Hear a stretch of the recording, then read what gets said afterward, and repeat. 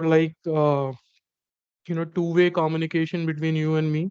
Okay, so no slide, nothing. We will be discussing about the topics, how TCP/IP is working, what is the real-time implementation. We will do the Parsha packet capture analysis, right? And wherever you have any doubt, you can stop me right away by raising your hand, right?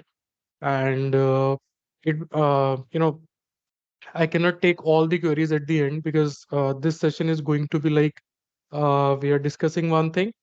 If you are not able to understand it, stop me right away. I will explain it again. Main mode of communication will be English. If you want me to explain it in Hindi, that particular point, you can just stop me and ask me to explain it in Hindi as well. Okay. So because it's why I'm taking lectures in English. Reason being that there are multiple students uh, who are out of India, you know, and they just pay for the recordings. So they just want to listen the recordings and they request for English audio only, right? But going forward, we will take the webinars in two different languages, one for English, one for Hindi, right? So whosoever wants to join Hindi webinars, then we will have the separate webinars for them. Okay. So let's start. So you have seen this TCP IP related things in your entire career, right? When we start the networking career, this is the very basic thing which we start from. And you will see that you have spent it along, I mean, almost 5 to 7 years, 10 years. And again, when you appear for an interview, the panelists try to take interview on TCP IP only. They start with this TCP IP. So why this is so important and why every interview starts from TCP IP? So the reason being that first they want to check your knowledge on the basic protocols, right? So they want to understand you belongs to the networking industry, what knowledge you carry on these two protocols, right? Because these two protocols are widely used protocols among the industry or over the internet, you can say, right? So every interview starts from TCP IP. Now TCP IP has multiple flavors available, right? Why? Because they started with RFC 791 and 793, but later on multiple revisions were made, right? And multiple enhancements were made. And that's the reason every interviewer or every CCI guy wants to check your knowledge on these two protocols. How much in-depth knowledge you are carrying about these two protocols, because help you to do the troubleshooting.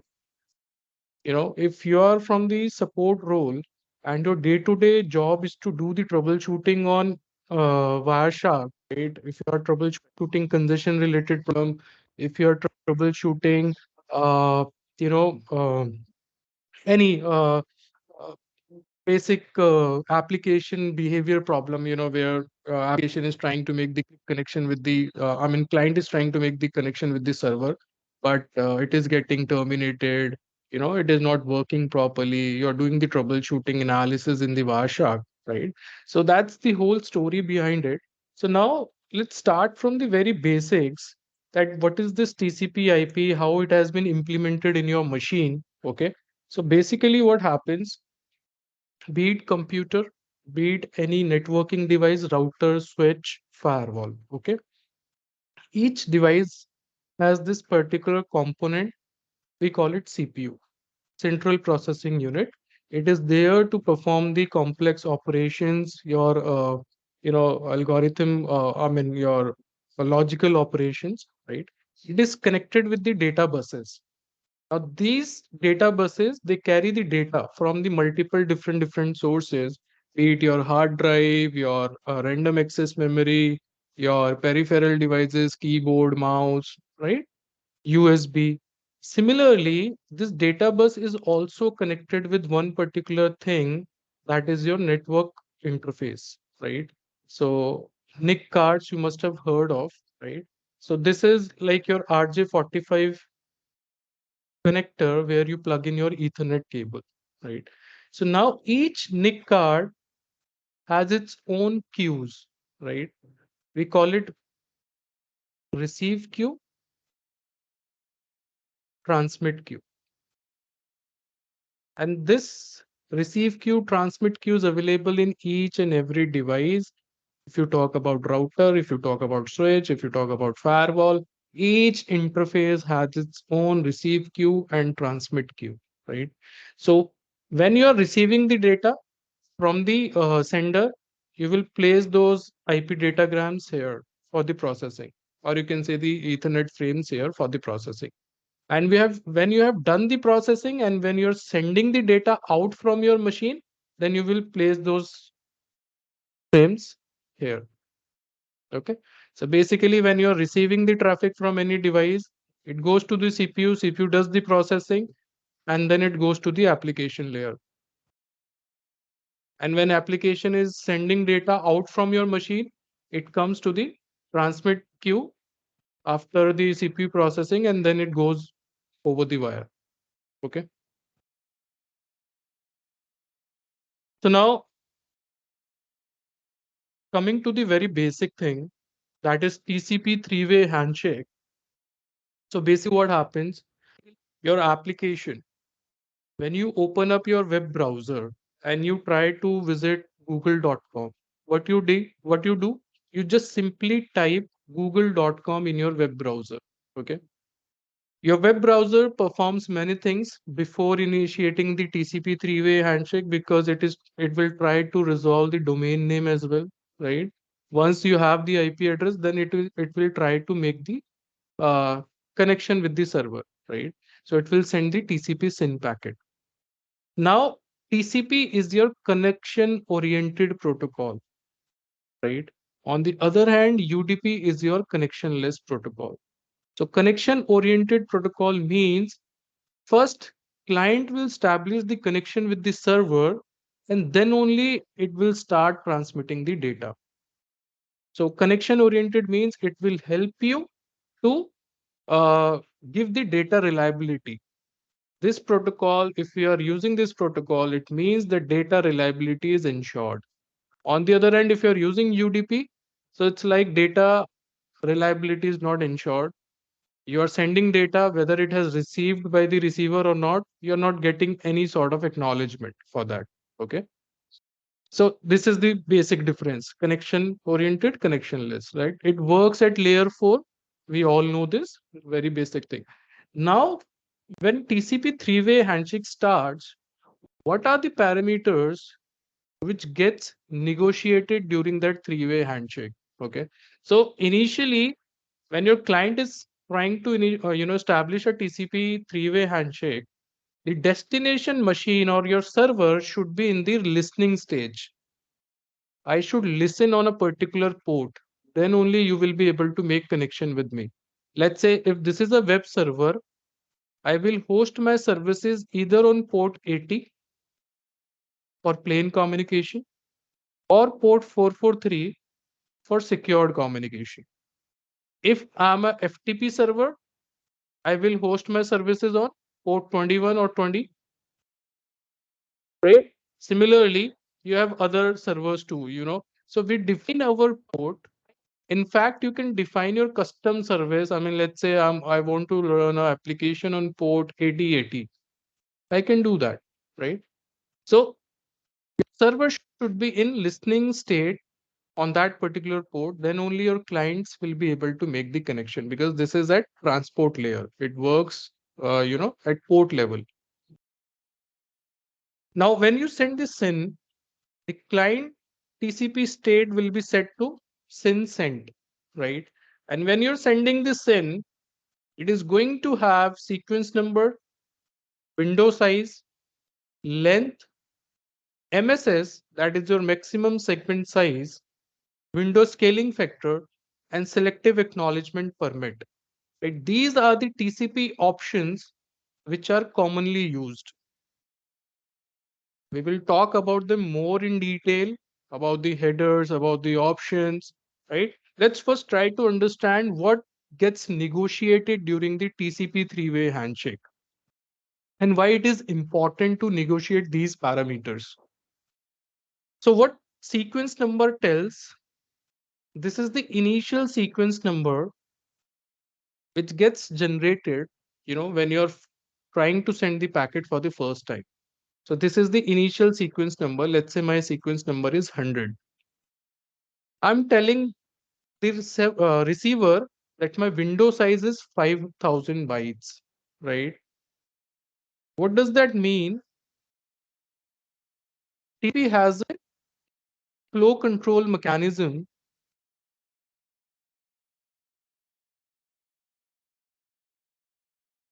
So each sender and receiver has, they have their own windows, respective windows, and they tell this information during the three-way handshake that my window size is 5000 bytes. Why we have this? To have TCP flow control in place, right? What happens? See, I have certain capacity of processing. This is my server, must be serving multiple requests over internet. If there is no flow control mechanism in place, it might be possible that my buffers will deplete.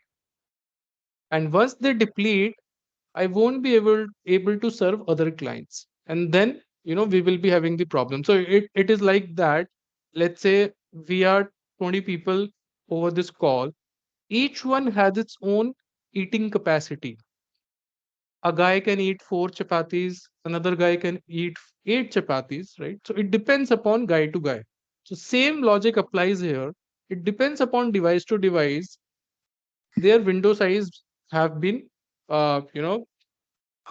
fixed during the negotiation, but they do provide the scaling factor, which says that once you are available for more window size, right, we can scale your window, we can scale it down. So if congestion is there, I will reduce the window size. Basically, window size is keeping your data, IP datagrams, which are ready to transmit over the wire, right?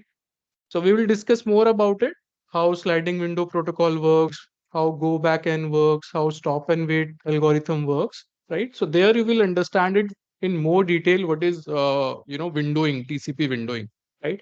Now here, just for the reference, you need to understand that during the TCP three-way handshake, client will send the initial window size that boss, this is my window size, right? This is my maximum segment size, MSS, which I can process. Do not send me any segment beyond this number. My scaling factor is this. I can scale up and scale down my window by this factor, right? And my selective acknowledgement permit set to 1, which means I support this particular functionality, right? This comes inside the sliding window protocol. Any doubt, anyone till this point? This is our first packet, SYN packet, which any machine sends to the server. And whenever you're making a connection with this website, you just don't make one TCP connection. It's like multiple TCP streams get initiated with that particular server, right? So you initiate multiple TCP streams, and accordingly, you can now imagine for a server, if 100 clients are connecting, how many TCP streams, might be getting generated on that particular device. And now coming to the router, switches, firewall, now you can just imagine on their interfaces, how many packets will be coming from the LAN, from the WAN, right?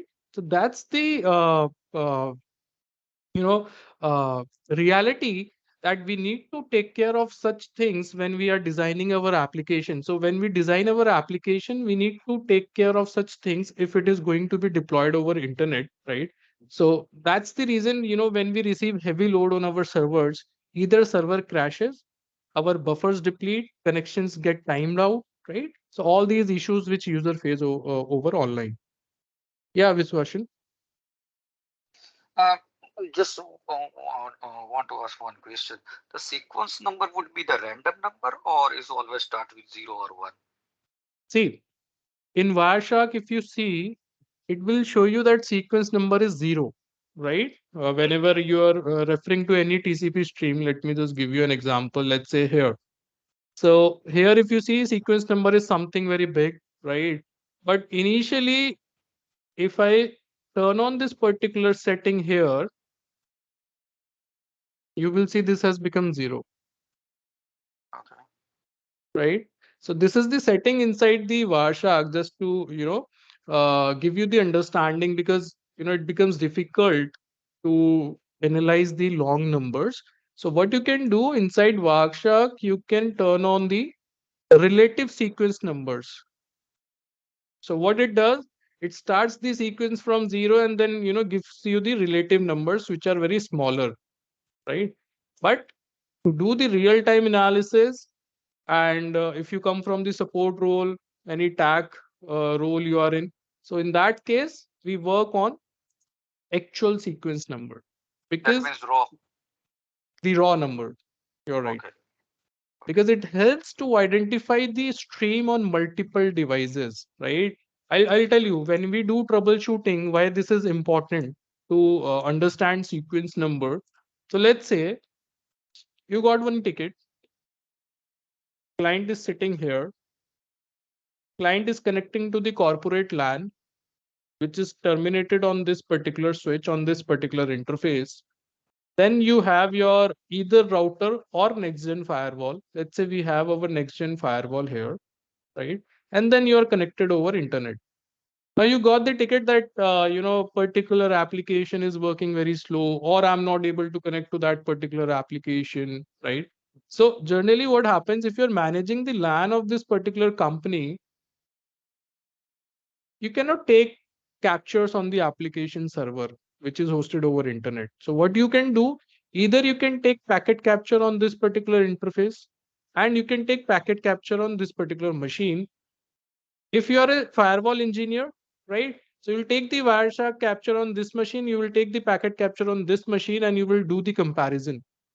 What was generated from the machine, end user machine, and what I have received here.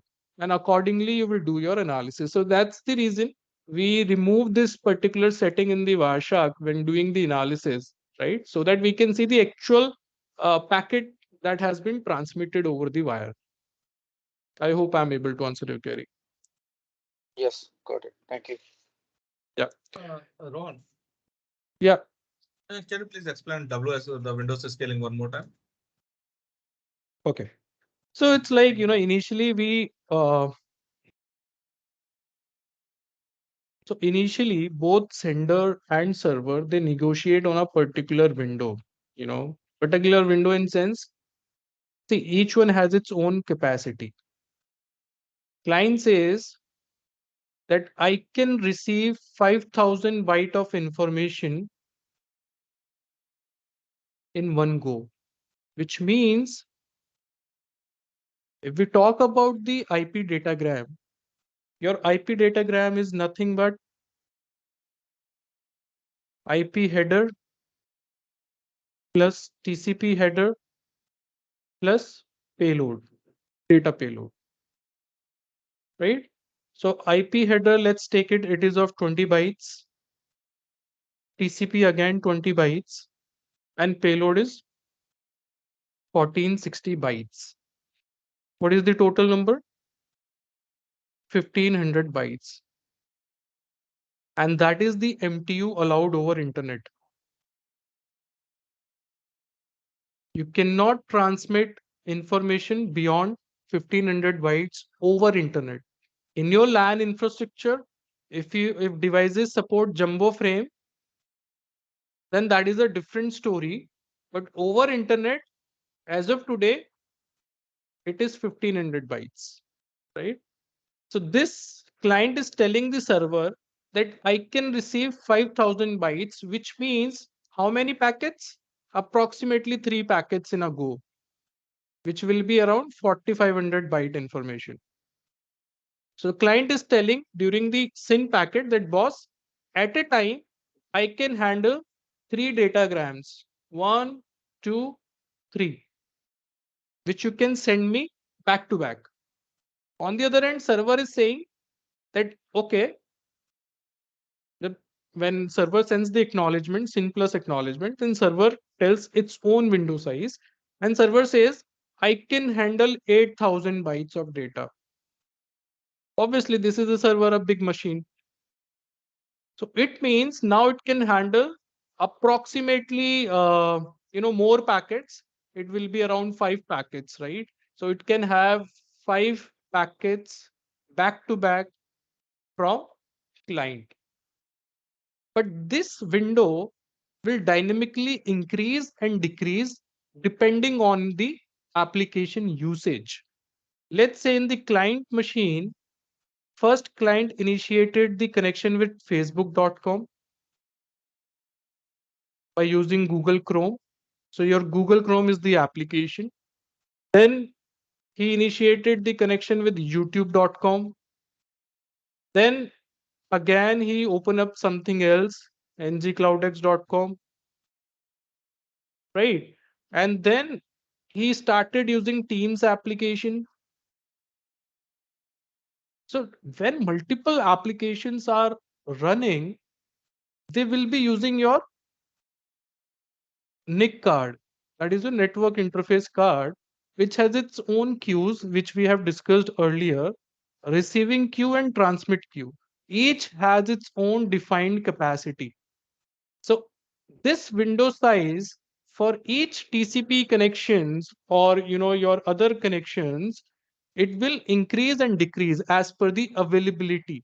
And that's the reason we have scaling factor in place. This is a TCP option, window scaling factor. Initially, this was not there when that particular RFC was released. TCP was implemented without scaling factor. When they realized such problems, then only TCP options and amendments were made to the initial RFCs, and then multiple options have been introduced. So window scaling factor tells by how much you can scale my window and scale it upwards and scale it downwards. Which means if I'm saying my scaling factor is 256 and my window size is 5,000 bytes, so either I can scale it by multiplying this, right? 5,000 into 256. Either I can increase my size or I can decrease my size as per the availability of the resources. So this is being done, at TCP stack, which is implemented in your kernel mode of the OS. So TCP IP stack has been implemented inside your operating system. Right now I'm using Windows. So we have a module of TCP IP stack where everything has been defined. And the operating system is using that particular implementation of the protocol and adjusting the values accordingly, and then only you are able to make the connections and you are efficiently able to use the applications over internet. So whenever any new TCP connection get initiated, resources being checked, and accordingly these sizes, they get defined and shared with the server, and same task server is also doing. And same thing, you know uh, we have it inside your routers, switches, firewalls. They have their own TCP IP stack modules available. Then that's the reason they are able to understand all these protocols, right? So when we talk about router, so router being layer 3, it only understands layer 3 protocol and layer 2. That's it. It doesn't understand layer 4, TCP, UDP. Router doesn't understand that. But when we talk about firewall, firewall being layer 7 device can understand everything in detail. So firewall is nothing just like the machine capable enough with client or server operating systems. Is it clear now? Yes, yes. Thank you. Yeah. So now, when the SYN packet goes, this initial sequence number gets generated. Let's say in our case, it is 100, right? Then we define our window size. This length is telling you how much data I'm carrying. So in traditional TCP three-way handshake, data field always set to 0. We don't carry data in SYN, right? And this is the setting you must have seen inside firewall as well. So when we apply protection policies, we define this. If SYN is coming with the data, right away drop that particular packet, right? But to expedite this thing, because when client is making connection with the server, I told you before as well, when you open google.com, it doesn't mean that you are only making connection with the google.com and only one TCP connection will be initiated. Multiple TCP streams will be initiated with google.com, right? So to expedite the process, because traditional TCP three-way handshake is like first SYN will go, then SYNAC will come, then acknowledgement will come. We do have another option from TCP, that is TCP fast open. I'm not sure whether you have heard of this or not. So what happens? Fast open will help you to initiate subsequent TCP streams without doing the TCP three-way handshake.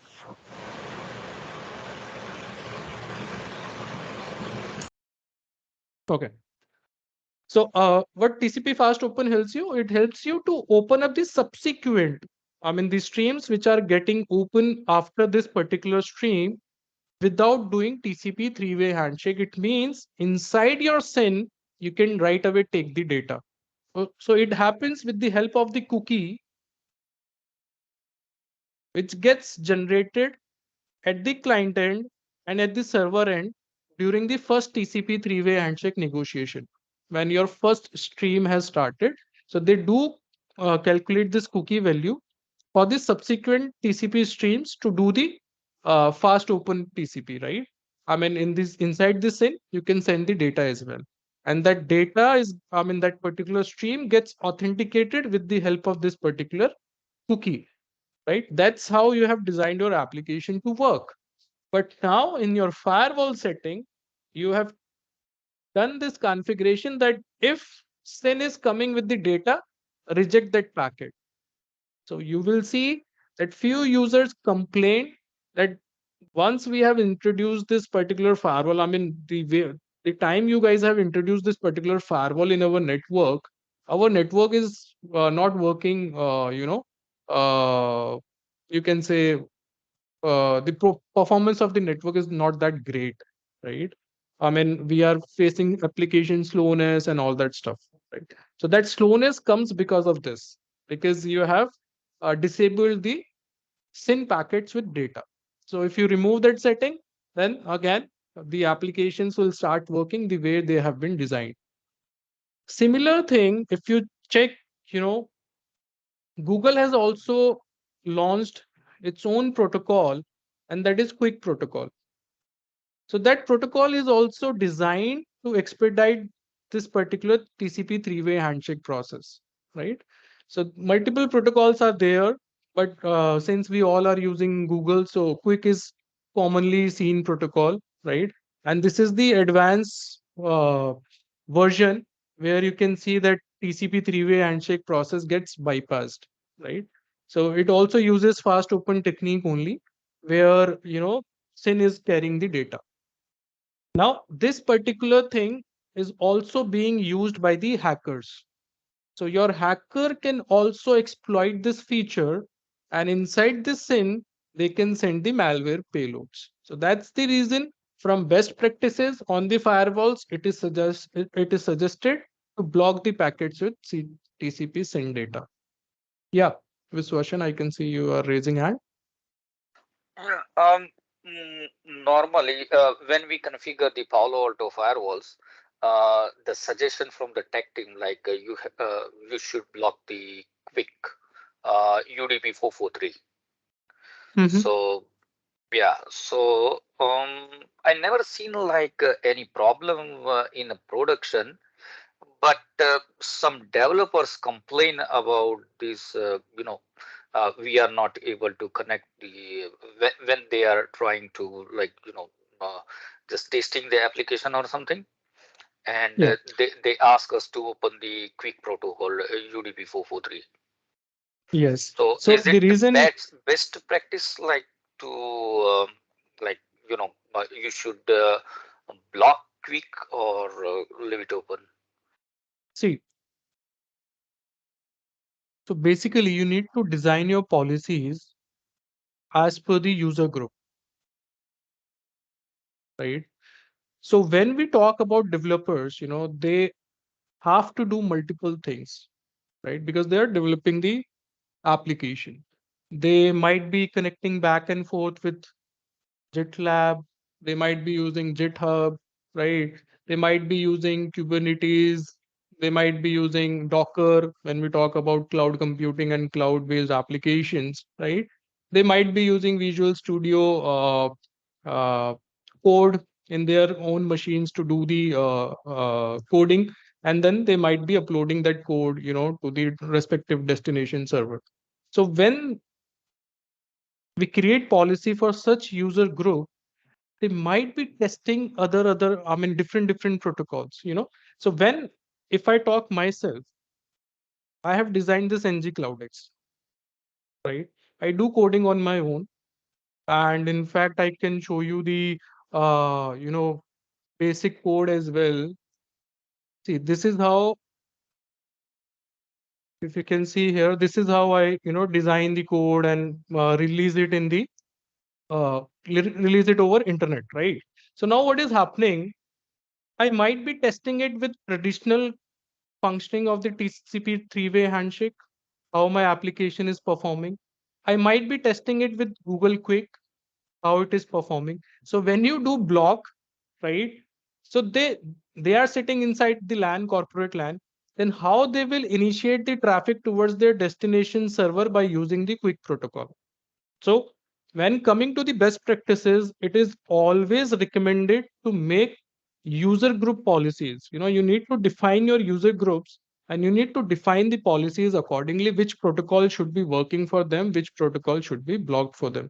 So for developer groups, everything should be allowed as per the industry practice, because they will be back and forth communicating with the cloud or wherever their servers have been hosted, right? But for normal users who are just doing internet surfing and all that stuff, you can block the quick. Okay. Okay, thanks. Yeah. So similarly, when we receive this SYN plus acknowledgement from the server, now server will give its own initial sequence number. Let's say it is 200, right? And it will give you the acknowledgement of this particular packet, that I have received this particular SYN packet. So the acknowledgement I'm giving you is 101, because your initial sequence number was 100. I'm giving you acknowledgement of 101, right? So this is the commonly asked question in the interviews, that why during TCP three-way handshake we increases the value by 1, why not in actual data transfer, right? So the answer is, your SYN data length or any other packet data length is 0 during the handshake. The acknowledgement packets, SYN plus acknowledgement packets, their data length is 0, right? So to give the acknowledgement to the user that I have received the 100 packet, now I'm expecting the another packet, from sequence number 101, we increase the value by 1. So basically what happens here, server is telling the client that my sequence number is 200. I have received your packet number 100. Now I'm expecting a next sequence of the packet from 101. My window size is 10,000. Data length is 0. And my MSS, maximum segment size, is 1380 bytes. So you cannot send me a TCP segment more than 1380 bytes. My scaling factor is also 256, and selective acknowledgement permit I also support, right? So these are the negotiations which happen during these two packets. And right after this negotiation, the third packet goes, that is our TCP acknowledgement. Now you can see the sequence number 101, right? And it is acknowledging that I have received your packet 200. Next sequence, the next packet which is coming from your side should start from 201. My window size is this, length is 0. And then you will not see all these packets, MSS, scaling factors, and all that because it is already defined. So basically, SYN we are using to synchronize both the machines to talk over the network. So it could be internet, it could be your local LAN, right? So we have done the negotiation between the two machines by using these fields. Is it clear? And at this point of time, both the machines, when you take the dump of your TCP connections, you will see connection state is established, connection state is established. So at server end, initial state was listening, then it changed to SYN received, and then at finally after receiving the acknowledgement from the client, state has become established. And from client machine end, SYN sent, and then it goes directly into established. Any doubt, anyone?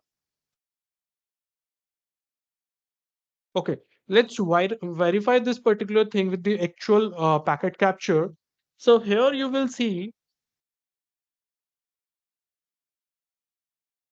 so let's talk about this particular SYN, right? And whenever you do your analysis in the Warshak, first of all, follow the particular TCP stream. Either you can filter out your packets basis on the IP address, and then you can follow the stream. So if I will talk about this particular capture here, you can see quick protocol is there, multiple protocol traffic is there, TCP is there, SSL is there, DNS is there, HTTP is there. So if I need to do the analysis, first I will apply the filter basis on the IP address, right? This is the destination server. I will hit enter, and now I'm able to see multiple streams. Okay. So this is the source, my laptop IP.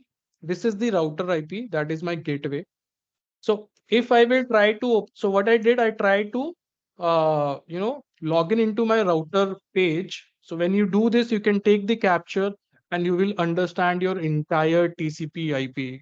This lab is really easy to do. You can do it at your device as well.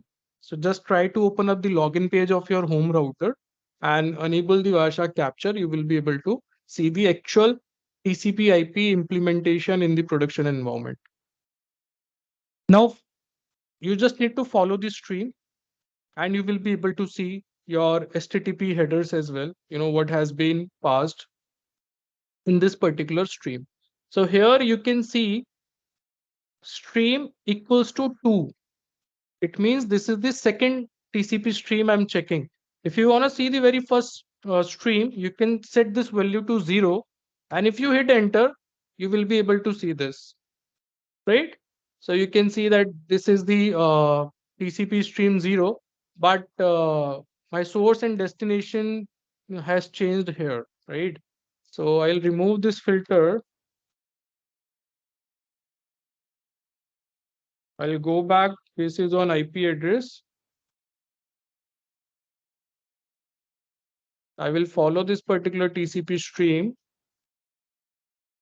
And here you can see the TCP control protocol, that is my layer 4 header. My sequence number is this 328.6626.051. Okay. I have defined my window size as 64240. Acknowledgement number of SYN packet is always 0. Just remember this.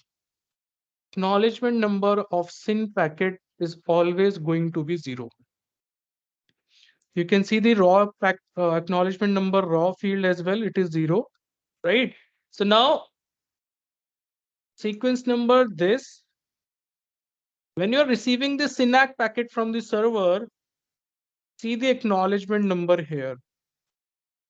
328.6626.052. So here on the screen, you can see 328.662.6051, and it has acknowledged my packet 328.662.6051.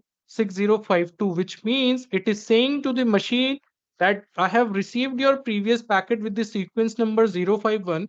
The next packet from your machine should come to me by sequence number 052. Okay, because I don't received any data in your SYN packet. If I would have received the data, then the acknowledgement number will be increased by that particular data value, right? Which we will see in the data stream. I hope I'm clear till this point to everyone. Yep. Okay. So here you can see that, we have negotiated the window, we have negotiated the MSS, right? We have discussed the scaling factor, selective acknowledgement permit, right? So we have discussed all these options when we are negotiating, we are doing this TCP three-way handshake, right? Similarly, here you can see the sequence number of this SYNAC packet is a different number from this particular sequence number. So it is another initial sequence number which gets generated on server side. Okay. And then this SYN plus acknowledgement, why it is highlighting, why Wireshark is able to highlight whether this is a SYN packet, this is SYN plus acknowledgement packet with the help of the TCP flags, right? So if you see here, SYN packet is set to 1, acknowledgements packet is, acknowledgement flag is set to 1.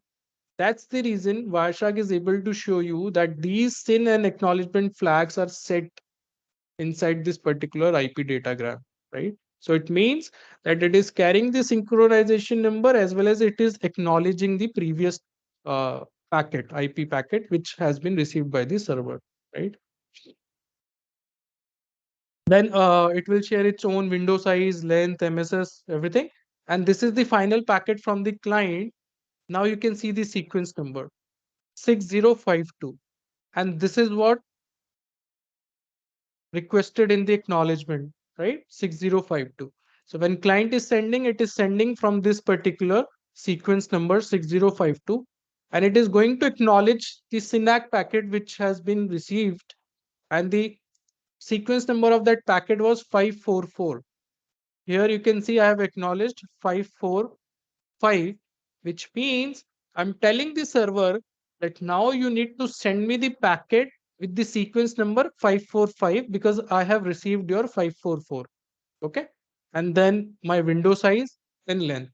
Now you can see one interesting thing here. Initially, my window size was 64240, right?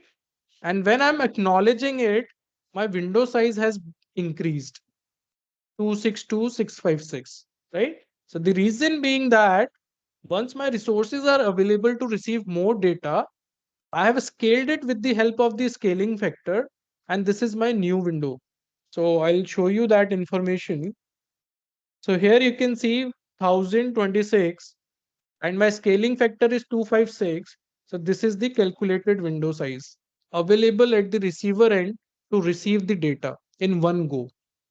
Yeah, I can see a raise hand. Yeah. So on the first packet, the MSS is 4060. Suppose if the server that on the SYNAC packet, if the MSS is like a little bit different, like a 1376 or something, so Mhm. will get the error on the third packet or like a immediately will get some error or the TCP Why handshake is will why break. why we will get the error? See, here I have, that's the reason I have shown a different value here. Okay. First thing is saying 1460 Mm-hmm. and next SYN plus acknowledgement packet saying 1380, 3080. Yes, 1380. right? Yeah. So why there will be error? This is the capacity each device is telling to each other. So Mm-hmm. client is saying that I can process a MSS of 1460 maximum, which Okay. means,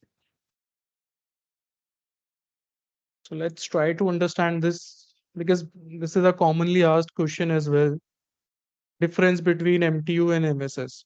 So when we talk about MTU, MTU is IP header plus TCP header plus payload. right? Yep. MSS, what is MSS? Maximum segment size, like how much data you can put on the wire in one packet. The maximum segment size, right? Where we make the segments. Like is a 1460, like a 20 you can calculate for IP header, Just TCP header, another 20, and 1460 something normally. Right? TCP and payload. So, Okay. so where we are calculating the segments, your data payload comes from the application layer, right? We have three layers, your presentation layer, session layer, right? And your Application layer. application layer. Generally, in real world implementation, those three layers work as application layer only, right? So you receive your payload from the application layer. You have received it at layer 4, that is your uh, network layer, sorry, transport layer. So at transport layer, you create segments, Mhm. right? You create segments and then you pass on this information to your network layer. So now what network layer does? Network layer is going to add the IP header and then this will become IP packet, or you can say a packet, Yes. right? We will call it packet. Here it was a segment, and at application layer it was a complete data payload. Now further you will pass on this information to your layer 2, that is your Ethernet layer, or you can say your data layer. What you are going to do? You're going to add Ethernet header Okay. and Yeah. then it will become frame. And then you will transmit this information over wire, right? Yes. This is how it works. So when we Yep. are saying MSS, maximum segment size, I'm telling the sender, I'm telling the server that boss, the segment, this particular value should not go beyond this number, 1460 bytes. The Yeah. particular frame I'm talking about. Mhm. If you're supposed to send 15,000 bytes over internet, how many IP datagrams you would need, right? So it will be decided basis on this MSS value. What is your actual payload, right? So if I'm going to remove the 20 bytes of the TCP header, so my actual payload size is 1440. So you need to divide this number by this number and you will get the number of packets needed to send the packet, right? It is not necessary that all the time your IP datagram will carry this much of data. It will vary, right? But I'm defining my maximum limit that I can process 1460 bytes at max in a given particular IP frame, or you can say the frame packet or a segment. Packet. Clear? Yep.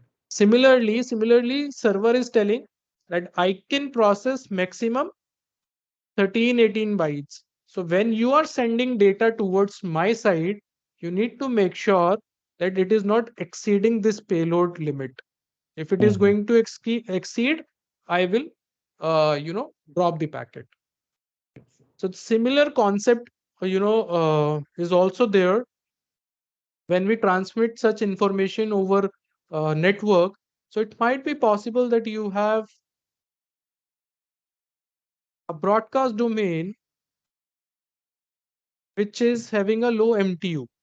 Let's say in your broadcast domain, 1500 bytes was set as MTU, but in this particular broadcast domain, we have 800 bytes due to any XYZ reason, Mhm. right? So there will be a need for the fragmentation here. Mhm. Yes, no? Yes. Yes. So we'll do the fragmentation.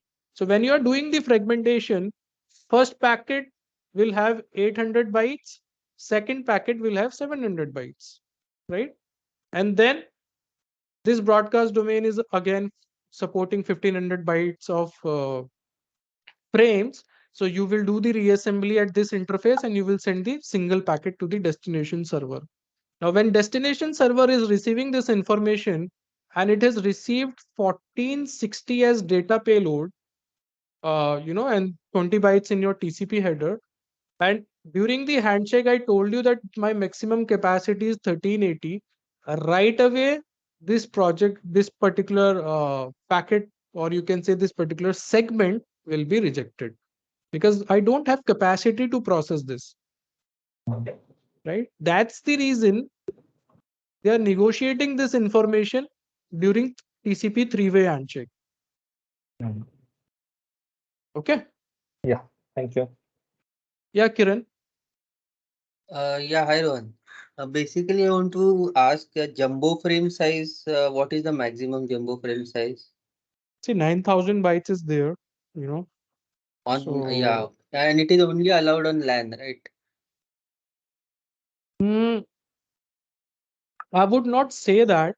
Reason being that I have seen certain websites over internet where Okay, when I was doing the experiment, I was okay, able to transmit more than 1500 bytes. okay, okay, I mean, okay. So that depends on the I was server able also. to, yeah, it depends on the IP options as well. So in the IP options, which we are going to discuss soon, you must have seen that strict source routing option. Have you seen it? No, no. Okay. So where we define, you need to take this path to reach me, right? Mm-hmm. So if strict source routing is set at your application where I'm defining the path, and if those routers are able to handle more than 1500 bytes over internet as well, then you Okay, can send the jumbo frames over internet. And this 5G network or this you can say high speed internet connection these days, they are supporting frames more than 1500 bytes. I have done the okay, testing. So, I mean, it okay. could be different for you, but I have seen it that I was able to send the jumbo frame over internet as well on my server, which is hosted in AWS. Oh, okay, okay. Thanks, thanks. Okay. So, Yeah, I will not say completely that only 1500 bytes are supported over internet these days. You can send more. If you do testing, if you play with it, because it is very easy.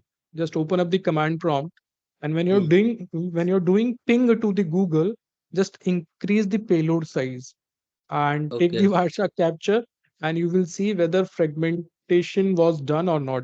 And you can also generate your custom packets by setting the DF bit. Do not fragment the packet, right? And send okay, the yeah. payload with 5,000 bytes. And if it is able to reach the destination, it means that It is supported, yeah. it is supported over that particular network. Whatever path it has taken, it was supported. Okay, yeah. Got it. Okay. Okay. Yeah, thanks. So now let's go moving to this data transfer. So now what happens? I have given the acknowledgement that my sequence number is 101. Acknowledgement number is 201. Window size is this. Length is this. Now I'm not talking about the SSL handshake. I'm talking about a normal plain port 80 connection. So my website is working on port 80. So plain text information will go, right? SSL we will discuss later on. So now the very next packet from my client machine will be the HTTP GET request. Okay. Now this GET request will have the sequence number. It will have the acknowledgement number, right?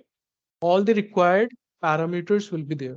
So now the sequence number will again 101, right?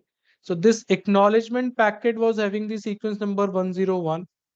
This next packet HTTP GET will also have the same sequence number. Reason being that we have not received any packet from the server end between these two packets. And another reason, your data length of this particular packet is 0. Okay. And then I will acknowledge to 201. I'm telling the server that after receiving this packet, the packet which you are going to send me should have the sequence number 201. Let's verify this. So when you see here, SYN sequence number was 051, SYN plus acknowledgement packet, which we have received from the server, sequence number 544, acknowledgement number 052. I have sent this particular packet, sequence number 052, acknowledgement number 545. Source IP is my laptop's machine. Destination is my router. Now check this particular get packet, right? It is coming from my laptop right after your TCP three-way handshake is complete. Now, when I open this get packet, so here, see the sequence number 052. So the acknowledgement packet was also having 052 and the get packet is also having 052, right? Make sense? So this is telling server this, that these two packets are subsequent, I mean, coming right after one, okay? And since this last packet was not having any data field inside it, that is the reason client is using the same sequence number to send this packet. If this data field is not 0, say it might be 5, right, or 10, then I would have added that number in the last sequence number and that would have become my new sequence number. Okay. The sequence number is this. Acknowledgement number you can see 545. Same with the acknowledgement packet 545, right? So this is what I have transmitted. Now when I'm getting the acknowledgement from the server, so you can see my sequence number is 545, right? And my acknowledgement number is 563. Now why this number has increased, you know, by multiple, you can say units, not by one. Because in TCP three-way handshake, we were seeing that every time this acknowledgement number, sequence number, they were getting increased by one, right? But now it is increasing more than one. Reason being that if you see this datagram, HTTP GET, it was having the data and the data size was 511, 511, right? So if you add this particular number to the initial sequence number, right? So this will become your acknowledgement number in the packet coming from the server. So let me explain it here. So my sequence number was 101, acknowledgement number was 201, right? And my length of this packet, let's say it's 20. So when I will get the HTTP response, so what would be my sequence number? My sequence number will be 201. And what would be my acknowledgement number? My acknowledgement number will be 101 plus 20, 121.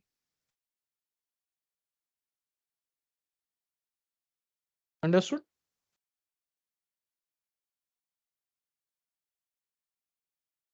Hello.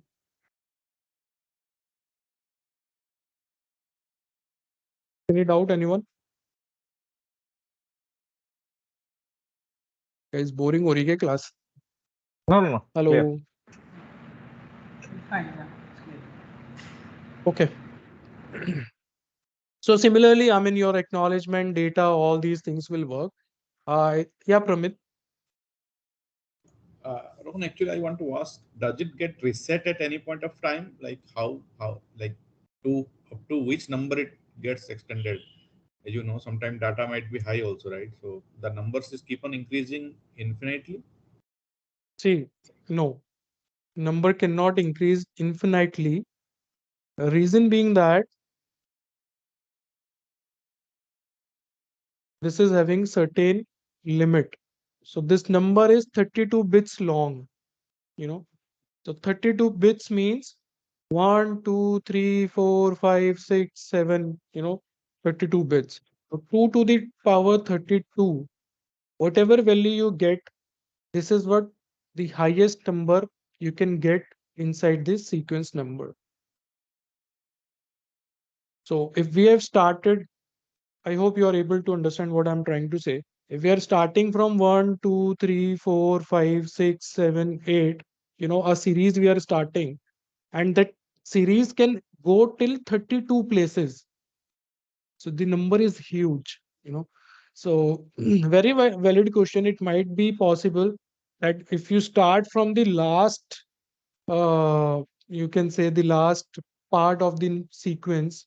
Let's say I just my sequence is ending till 100, and I have started from this number 98. So might be possible I will soon hit the limit, right?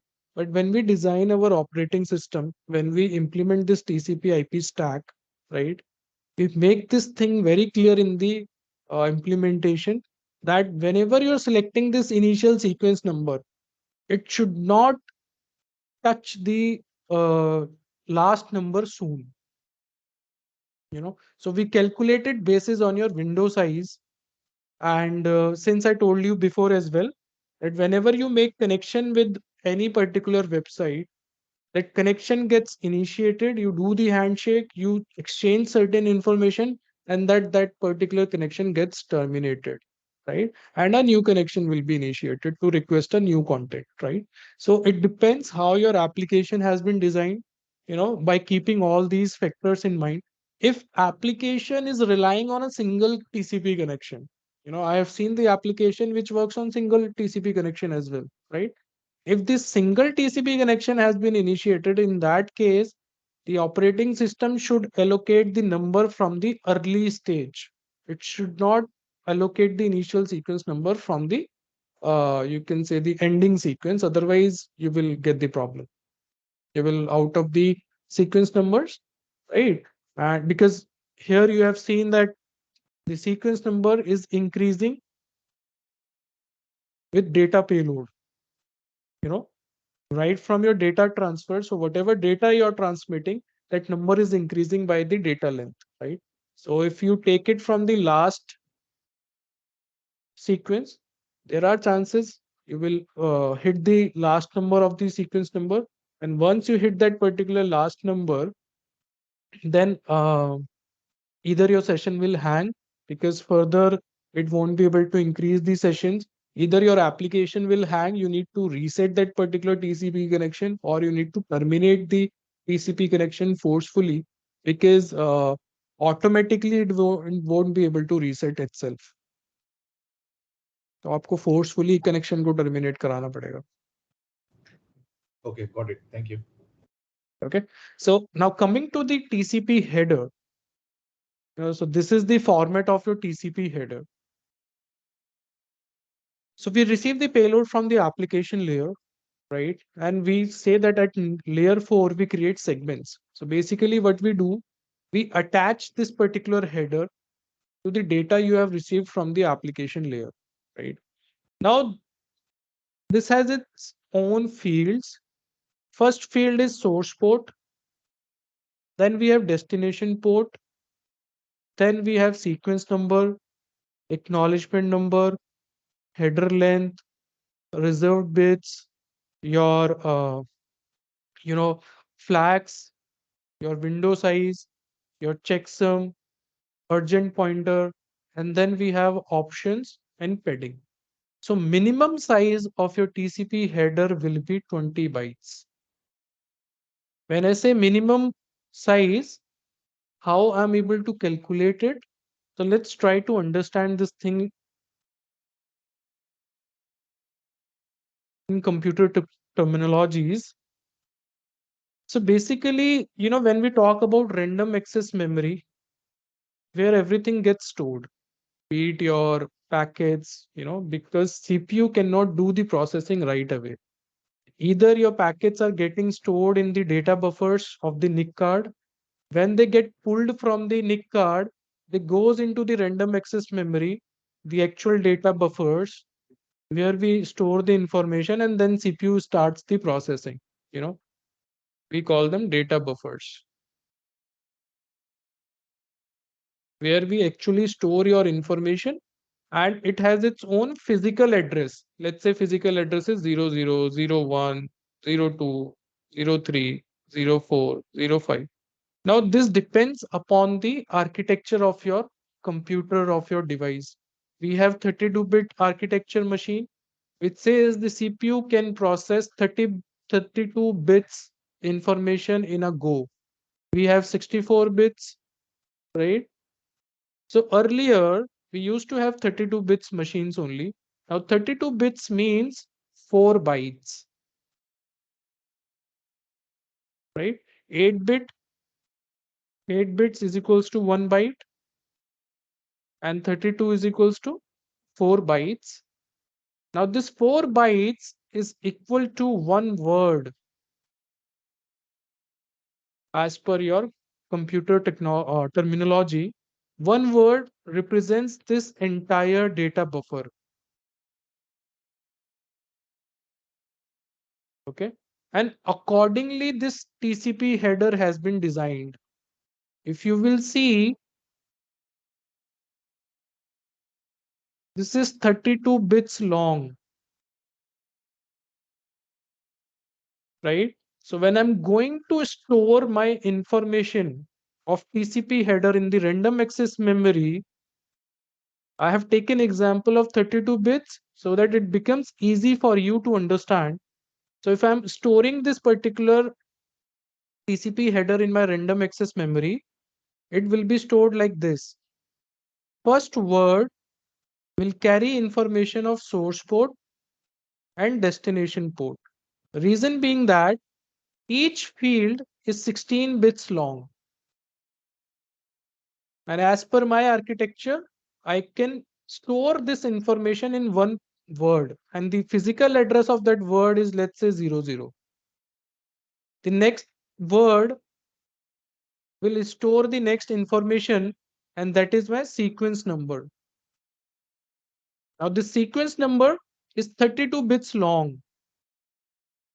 So the entire sequence number will be stored at this particular address location. Then acknowledgement number, right? And then your header length, your flags, right? Your window size. So 02, let's say this is 02, this is 03, and last, this is 04, address location, and we have checksum, and we have urgent pointer. Now 4 bytes, 4 bytes, 4 bytes, 4 bytes, 4 bytes. So the minimum length of your TCP header is 20 bytes, right? So basically, when CPU has started processing your TCP header, it is going to generate the physical address for your operating system to get the data to do the processing. So let's say it has started processing your TCP header, it has generated the physical address 00. So your operating system will go here, fetch the data from that particular location, and will give it to the CPU for processing. Then CPU will give the next address locations. This is how your device works. Be it any device, right? So firewall, laptop, servers, routers works at layer 3, so they will only process layer 3 information, not beyond that. Okay. Am I clear till this point?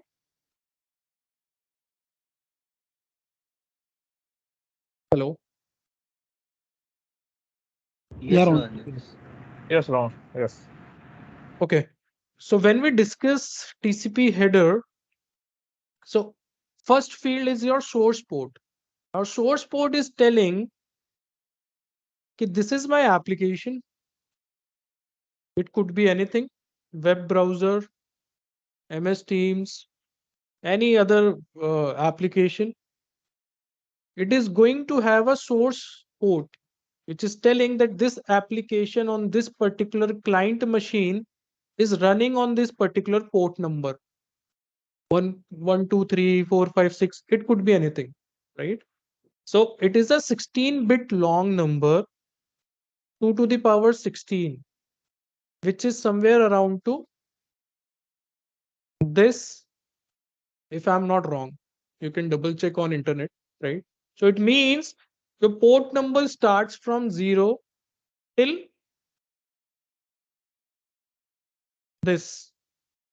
So we have included 0, that's why it is 35. So the when you do the counting, this is the actual number, 65,536, right? And your port range starts from 0. Now we have well-known ports as well here. See, the commonly used ports, which are well-known ports, are defined between 0 to 1023. These are well-known defined ports. Then we have registered ports, which comes from 1024 till 49151. And the remaining ports from 49152 till 65535, they can be used by dynamic applications, the applications whose nature is dynamic. Basically, your RTP streams when we do communication over IP. So first SIP protocol is there, and right after that, RTP streams get open up, and that RTP stream uses this particular range. Okay. When we talk about well-known port numbers, so port 20, 21 for FTP data and control, 22 for SSH, 23 for Telnet, 25 for SNMP, 53 for DNS, 80 for web server, right? 110 for POP service, 123 NTP, 143 for email clients that uses IMAP, right? 443 is for secure transmission of your web service. Okay. I mean, that connection is secured by SSL. So these are your common port numbers. Then for RDP, we have 3389. Okay. So at source end, it could be anything, a random number. But at destination end, it depends upon the service you are using. If you are using port 80 website, so your destination port number will be 80. If you are using SSL website, 443. If you are trying to access DNS server, you have raised the DNS query, your destination port will be 53. Another term I would like to explain here, that is your source socket and destination socket.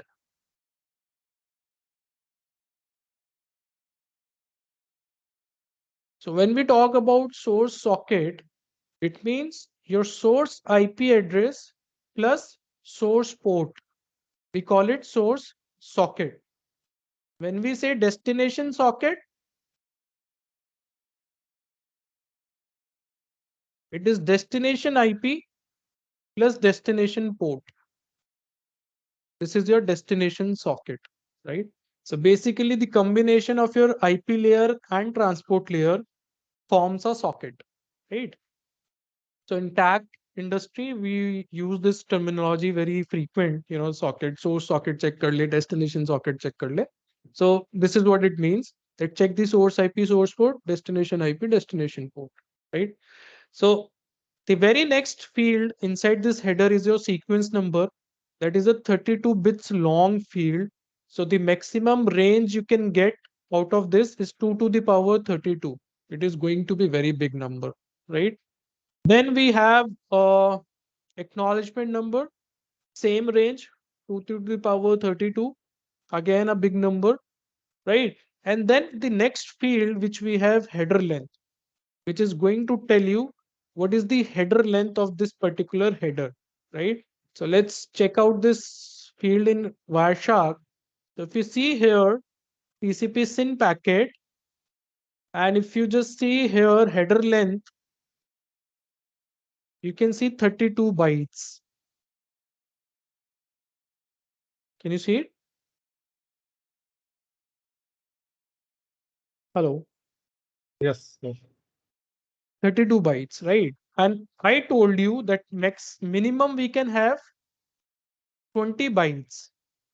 If you are having any header length greater than 20, it means it is having something inside its optional field as well,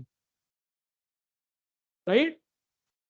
So this part, till this point, your header length is fixed, and that is 20 bytes.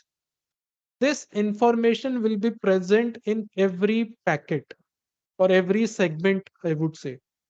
But this field, your options and padding field, is variable in nature. It starts from 0 and it can go maximum till 40. So maximum TCP header size could be 60 bytes. Minimum it could be 20, maximum it could be 60, and generally in real time you will see that value will lie in between 20 to 40 or 20 to 60, right? So here when we are doing the analysis, we see header length is 32 bytes. It means some optional fields have been used during this negotiation. And if you scroll it down, you will see these options. And you can see the bytes, 12 byte of information was present inside the optional field. 20 bytes was the header, the minimum header fields, which are mandatory to be filled by any device before making the segment. Now, when you do the calculation, 12 plus 20, so the total header length is 32 bytes. Is it clear? And inside options, you can see maximum segment size, no operation, window scaling, selective acknowledgement permit, right? These are the option fields which have been used. So this is your header length. Then we have reserved bits. So this diagram is outdated. This question, generally every interviewer might ask these days. Tell me about TCP flags.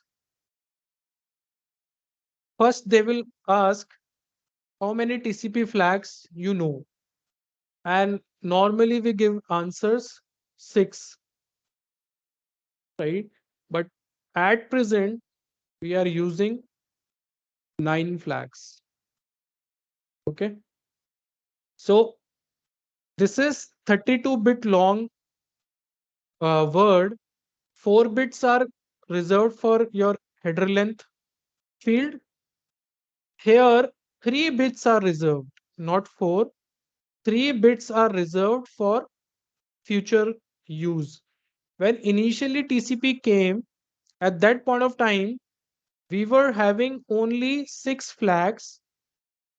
Each flag is of 1 bit, right? And 6 bits were reserved for future use. And now we have taken 3 more bits out of this reserved field. And now we have 9 flags, total 9 flags, right? So let's discuss about them. What are these flags? What is the importance of these flags, right? So when we talk about TCP flags, so the very first flag you will see today is your nuns, right? So basically, this is the experimental flag, which is used to help protect against the accidental or malicious concealment of the packets from the sender, you know. And we also use it in calculating the code points to detect the congestion in conjunction with IP header, right? So I'll explain it in more detail. What is this? The next flag is your congestion window reduce, CWR, you know. So basically, this is used by the sending host indicate that the I have received the packet where ECN bit was set, ECN echo flag was set, and now I have reduced my window. So basically what happens, this is your machine which is continuously transmitting data. This is your switching device. This machine is connecting on this port. Similarly, other machines are also connecting with this particular switch port, and then they are aggregating towards this particular router interface or firewall interface, right? So at this point, if router detects that there is a congestion in the network and my buffer is getting full, right? So I need to tell, there should be a mechanism by which a router can tell the sender machines that lower down your window sizes, send less amount of data before you receive acknowledgement, right? So this mechanism is with 3 flags. I mean, you can use 3 flags to use this particular mechanism: none, CWR, and ECN echo. Now what router will say, router will respond with the packet, and this bit will be set to 1, right? So this is indicating that the buffers, the endpoints that their transmit buffers are filling due to congestion, and now you need to prevent the packet loss by reducing your window size. Is it clear or any doubt? Anyone, please stop me here, because these 3 flags are very latest. You will not see much content about it.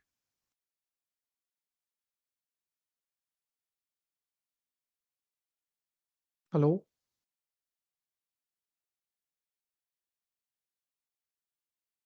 Hello? In there? Yeah, bro. Yep. Any doubt, anyone? These 3 flags? Hindi में explain करना है तो बता दो. No, it's okay. No, it's okay, But- Rohan. Fine. Okay. Cool. So basically, this ECN echo, is used in conjunction with explicit congestion notification mechanism, ECN, to indicate network congestion to the sender, right? तो हम बता रहे हैं sender को कि there is a network congestion. Now to prevent the packet loss, please reduce your window size. Otherwise your packet will be discarded. क्योंकि router process नहीं कर पाएगा. Router won't be able to process the packets beyond the buffer limit of the interfaces. Each interface has its own receive queue, transmit queue. उससे ज्यादा packets उसके पास आ जाएंगे, discard. As simple as that, right? So to prevent packet loss, because होता क्या है, when you see network congestion, so what happens? Let's take this scenario and discuss.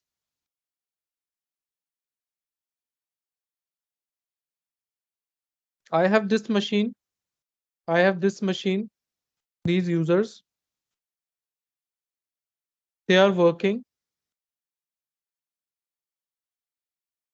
connected through switch. Switch is connected to router. And then we have the respective WAN connectivity. Let's say we have MPLS. All 3 users are trying to access a particular application which is there in the database, in the data center, xyz.com or xyz.local, whatever it is, the extension, right? They all are trying to visit this. When you're sending packets,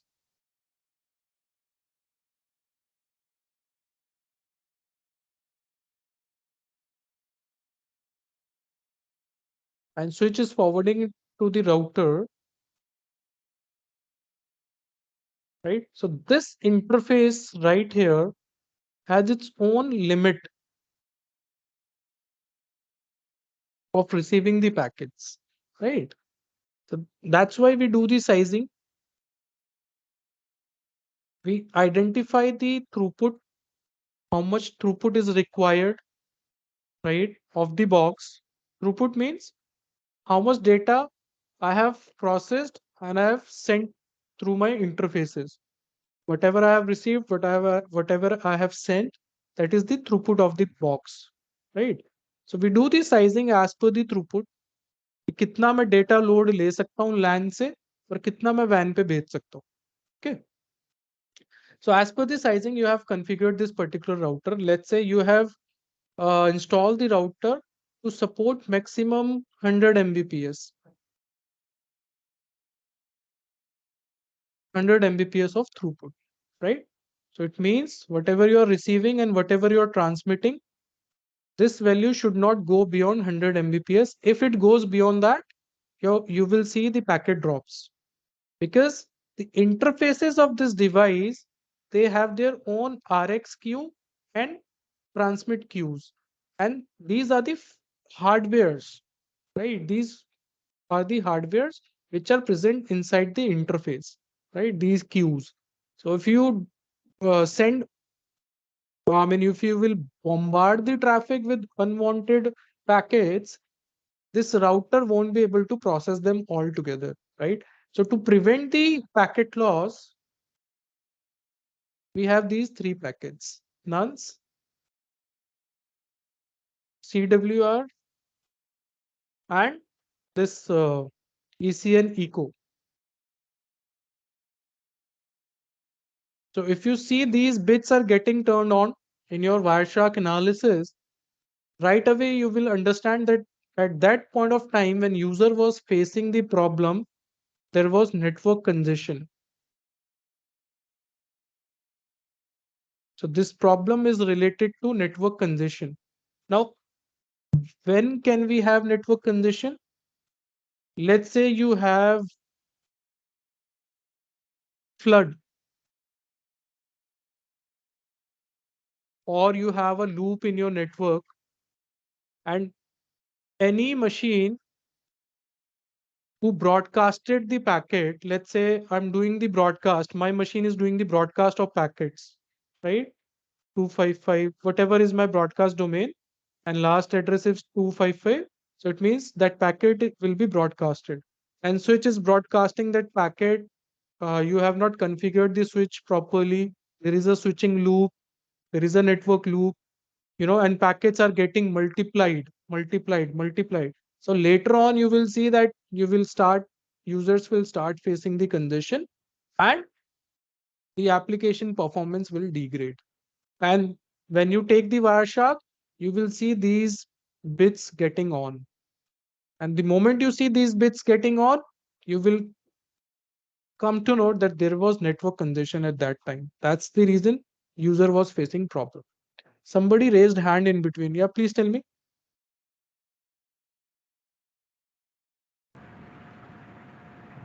Actually, here we have created TCP session with xyz.com, and we are facing that network congestion on the router. Then how will that xyz.com get to know there is a congestion is happened, or Actually, you have.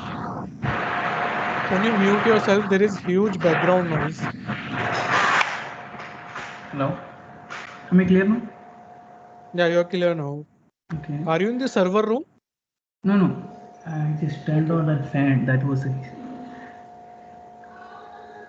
Yeah. Actually, Okay. we have created that TCP session on xyz.com. The congestion is happening Mm-hmm. on the router. Then Mm-hmm. how that the server get to know there is a congestion on there on our Yeah. local environment? Yeah. So see, very valid question, and I was expecting someone to ask me this question, right? So you're saying that boss server is hosted in a different network, right? In my data center. And congestion is there in the local broadcast domain, the local network, or you can say the LAN, right? How senders or how this router is informing these machines that congestion detected, please reduce your CWR, right?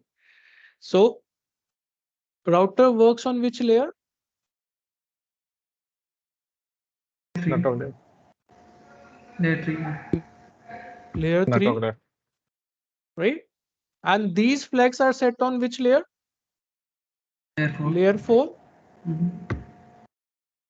It means router doesn't have control of this layer.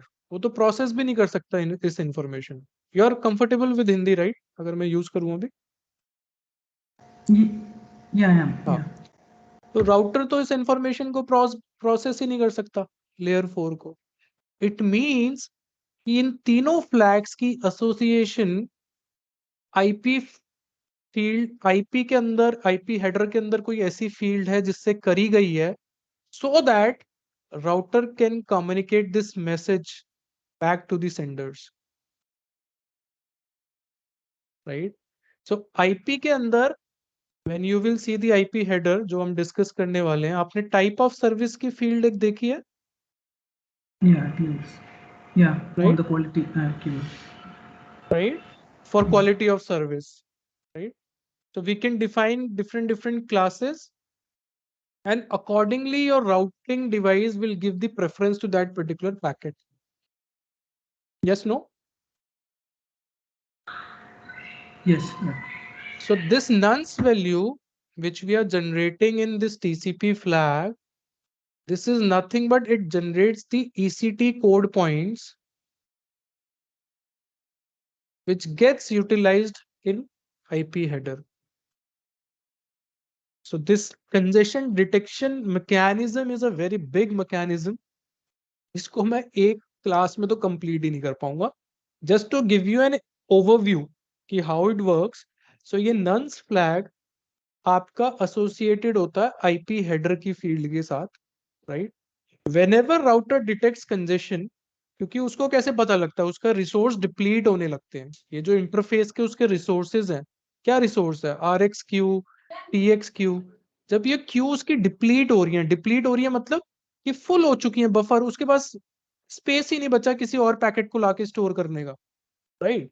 तो जब ये Q उसकी full हो रही है, so either to prevent the data loss, there should be a mechanism by which it can indicate these machines कि I'm facing congestion problem, reduce your window. This is the problem at source end. Same mechanism works at destination end. This might be the possibility कि server end पे congestion हो गया network में, and over MPLS multiple sites are connected and सब उसको packets भेज रहे हैं, right? Server can ask this, तो फिर वो टीसीपी लेयर का यूज करके विंडो रिड्यूस करवाता है सेंडर्स की. I hope I am clear कि नेटवर्क लेयर पे कैसे यूज हो रहा है और टीसीपी लेयर पे कैसे यूज हो रहा है. Okay. अगर सर्वर एंड की कंजेशन प्रॉब्लम है तो सर्वर फिर अपने क्लाइंट्स को नोटिफाई करेगा with the help of this ECN echo, right? इस बिट को सेट कर देगा कि कंजेशन है मेरे नेटवर्क में, you need to reduce your window size, right? तो ये तो होगी डेस्टिनेशन नेटवर्क की प्रॉब्लम जो सॉर्ट आउट हो गई, सर्वर ने अपने एंड पे करवा दी. बट जब हम आईपी लेयर की बात कर रहे हैं, जो इंटरमीडिएट डिवाइसेस हैं जो आपके पैकेट्स को राउट कर रही हैं, बीट राउटर, फायरवॉल, उनके एंड पे प्रॉब्लम आ रही है, तो there should be a mechanism. या आपने क्लास ऑफ सर्विसेज डिफाइन करा हुआ है, एमपीएलएस में हम करते हैं, कॉस्ट डिफाइन करते हैं ना, कि वॉइस ट्रैफिक और ये आपका वीडियो ट्रैफिक को हाई प्रायोरिटी मिलेगी, कॉस्ट 1 ले लो, उसके बाद लेस प्रायोरिटी वाला कॉस्ट 2 ले लो, कॉस्ट 3 ले लो, कॉस्ट 4 ले लो. डिफरेंट डिफरेंट क्लासेस भी डिफाइन, राइट? तो वो प्रायोरिटी हम इंटरफेसेस पे डिफाइन कर रहे हैं राउटर के, कि आपके पास इतने सारे पैकेट्स आने वाले हैं, आप किस पैकेट को प्रायोरिटी दोगे. तो वो प्रायोरिटी हम डिसाइड करते हैं toss field, type of service, जो हमारी आईपी हेडर के अंदर होती है. एंड इसको हम डिफरेंशिएटेड सर्विसेज कोड पॉइंट्स भी बोलते हैं, डीएससीपी. वो कोड पॉइंट्स कुछ नहीं है, वो यही है जो नंस में ईसीटी कोड्स जनरेट होते हैं to detect the congestion. Clear हो गया? Yeah. Okay. So these flags are interlinked, तीनों flags interlinked हैं, और जब ECN bit set होके आती है, it means कि सर्वर ने बोला है क्लाइंट को अपनी विंडो साइज को रिड्यूस करो, राइट, एंड जब CWR सेट होके जा रही है, इट मींस क्लाइंट नोटिफाई कर रहा है सर्वर को कि मैंने रिड्यूस कर दी, राइट, और जब नंस में वैल्यू आती है, नंस फ्लैग सेट होके आ रहा है, तो इट मींस कि सोर्स के नेटवर्क में ही कंजेशन हुआ है और ये इंटरमीडिएट डिवाइस ने नोटिफाई किया है एट नेटवर्क लेयर, राइट, उसकी वजह से यहाँ पे सेट होके आई है value. Okay, now coming to the other flags, like we have urgent, right? If this flag is set, it means we need to indicate the receiver that boss, this particular segment is carrying a data payload which needs to be processed or prioritized among rest of the data as soon as possible, right? So इसको अगर मैं तुम्हें normal language में समझाऊं, let's say this is my payload. Okay, my payload is having information 00, 01, 02, 03, 04. This is nothing but hexadecimal information. ASCII codes होते हैं in computer language. Okay, so it's like if I'm typing A in my keyboard, so ASCII code is 65. If I typing small a, it is 97, right? So hexadecimal numbers होते हैं, and that too you can verify in your Wireshark captures. ये information देखो, कभी ध्यान दिया इस पे? ये हमेशा hexadecimal में होती है आपकी, right? Okay. So this is your application layer. ये आपका application data था. And you're sending it, let's say this is one IP datagram, this is another IP datagram, another IP datagram, like this, right? And जो आपकी window थी वो अभी ऐसे selected है, जो डेटा ट्रांसमिट कर रही है अभी यहाँ पे थी, यहाँ से भेजा, फिर ये नेक्स्ट भेजा, फिर ये भेजा, फिर ये भेजा, right? With in this data, let's say मैंने पेलोड 4 IP पेलोड्स मैंने भेज दिए, IP डेटाग्राम्स भेज दिए. इन चारों में से लेट्स से ये वाला अर्जेंटली प्रोसेस होना चाहिए एट रिसीवर एंड, राइट, या फिर एट सेंड, जो भी डिवाइस रिसीव कर रही है उसके एप्लीकेशन लेयर में ये वाली इंफॉर्मेशन अर्जेंटली प्रोसेस होनी चाहिए. तो how I can notify this to the receiving device with the help of the urgent flag. तो मैं यहाँ पे इस बिट को सेट कर देता हूँ. जैसे ये बिट सेट होती है, जब CPU is doing the processing, CPU will come to know कि ठीक है ये बिट सेट है. इट मींस कि एक और फील्ड होगी टीसीपी हेडर के अंदर जो होती है urgent pointer, and that pointer will be pointing towards the urgent data. तो वो डेटा उठा के मेरे को फटाफट से नेटवर्क लेयर से सीधा एप्लीकेशन लेयर के पास पहुंचा देना है, irrespective of any order. I need not to take care of the order कि किस ऑर्डर में पैकेट्स को भेजना है, पहले इसको भेजना था, फिर इसको भेजना था, फिर इसको, फिर इसको. अगर ये बिट सेट थी और रिसीविंग डिवाइस को ये आईपी डेटाग्राम मिला, तो अर्जेंट पॉइंटर जहां भी पॉइंट कर रहा होगा डेटा में, वो सारा डेटा उठा के प्रायोरिटीली आपकी एप्लीकेशन लेयर को दे दिया जाएगा, irrespective of the orders. I hope I'm making sense here. So this urgent thing is working only at receiver end. एक इंटरव्यू का पेट क्वेश्चन होता है, what is the difference between push and urgent, right? तो अभी हम push भी discuss करेंगे, but urgent first you need to understand the urgent flag and urgent pointer field in TCP header. Is it clear?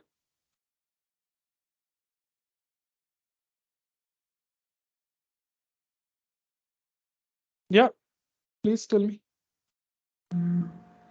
Your urgent pointer will point out one value only. Does it shows that where the urgent uh, data is ends, or what is it exactly shows? If the set of data, there should be a two value should be there, na, here to here.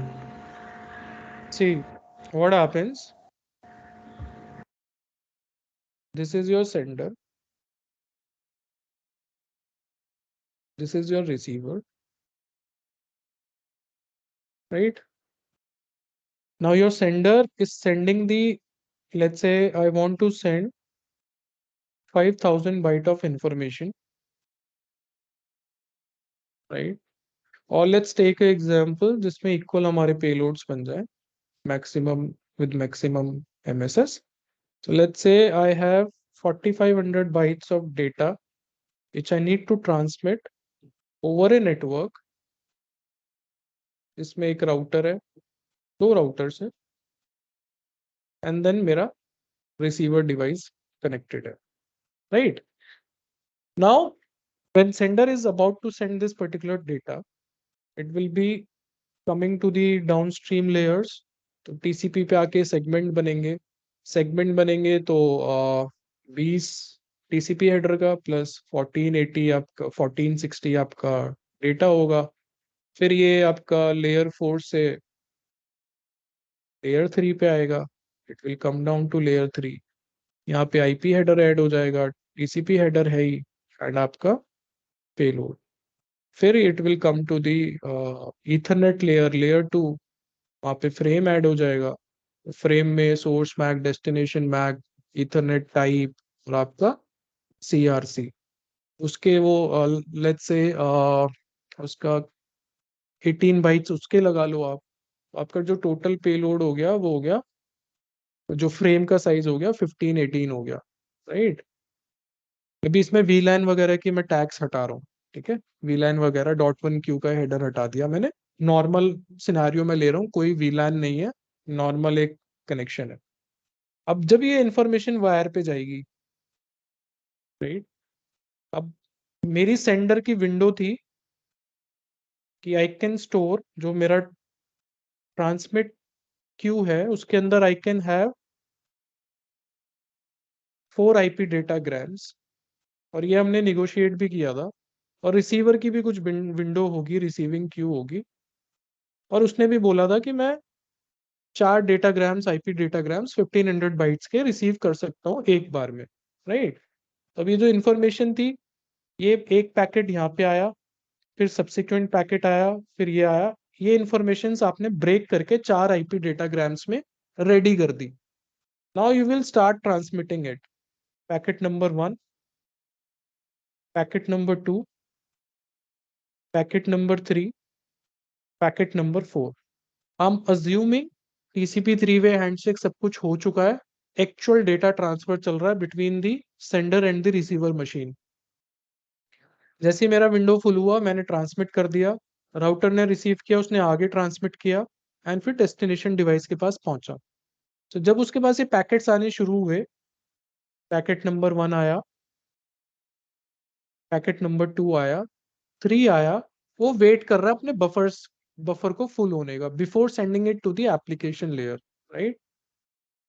जो normal process होता है कि पूरा buffer मैं receive करूंगा और फिर application layer को दूंगा प्रोसेसिंग के लिए। रीजन बीइंग दैट कि आपकी जो इन्फॉर्मेशन आती है वो डिवाइड होके आती है चंक्स में, तो एक एक पैकेट को एप्लीकेशन लेयर को दूंगा तो I will be wasting my CPU cycles. वो प्रोसेस तो कर ही नहीं पाएगा, क्योंकि मेरे को तो रीअसेंबल करना पड़ेगा ना पैकेट्स को to derive that particular information.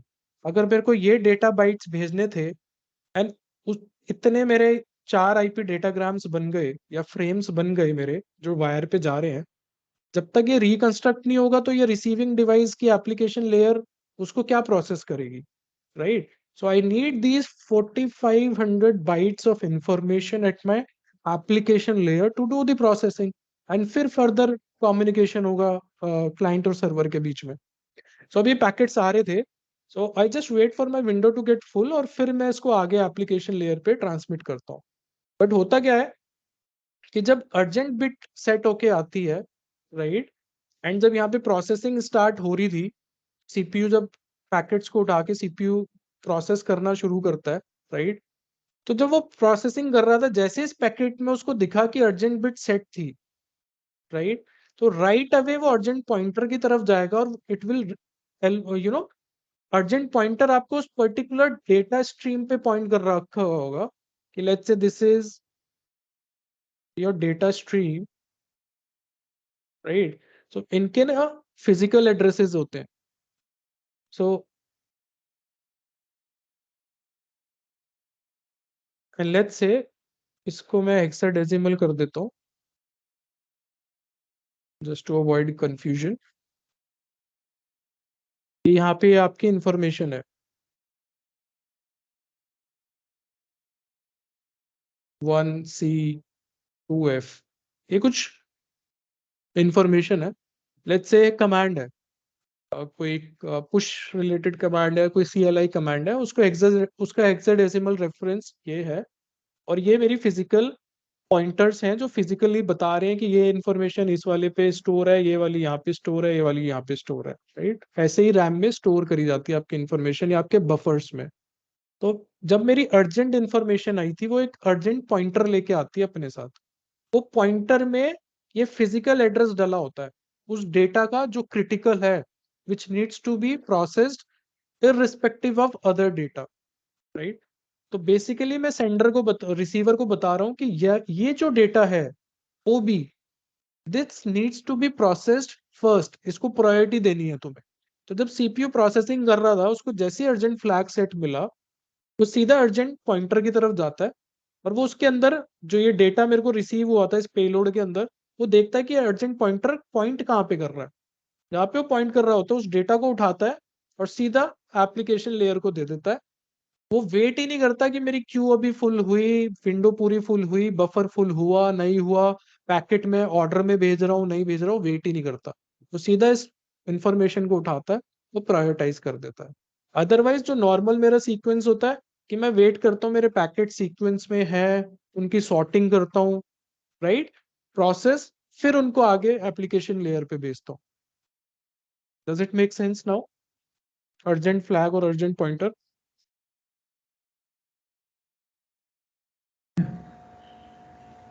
Yes.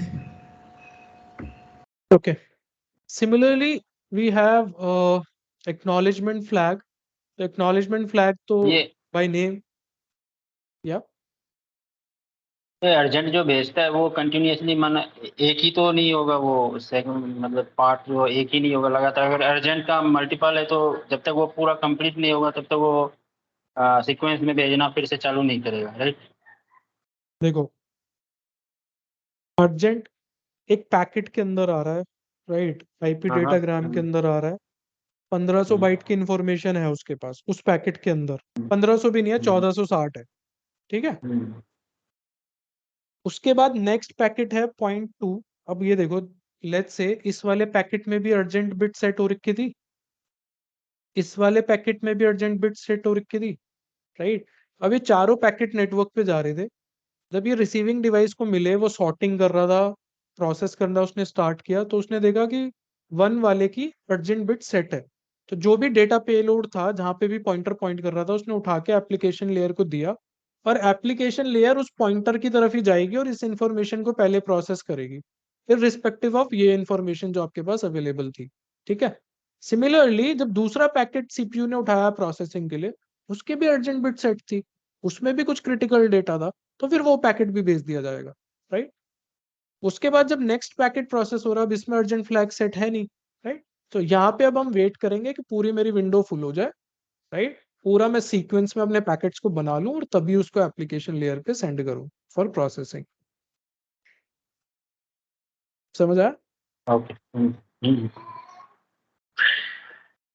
अब एक्नॉलेजमेंट फ्लैग की हम बात करते हैं। तो एक्नॉलेजमेंट फ्लैग नाम से ही पता लग रहा है कि जब आप एक्नॉलेज कर रहे हो किसी चीज को, तब ये बिट सेट होके आएगी। तो जितने भी यहाँ पे ACK वाले पैकेट्स आ रहे हैं, ये एक्नॉलेजमेंट ये यहाँ पे दिखता है वायरशार्क में हमें। तो इट मीन्स कि जब आप फ्लैग्स को ओपन करोगे,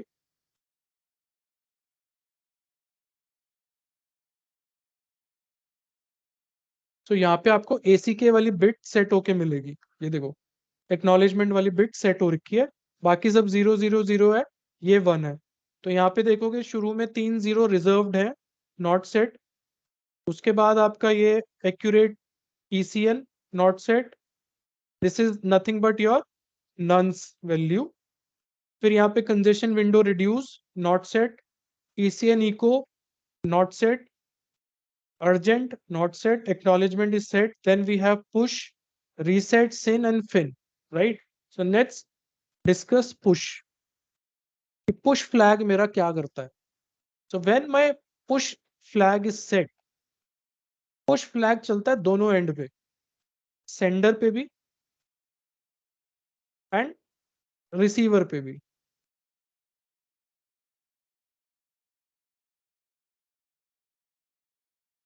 राइट?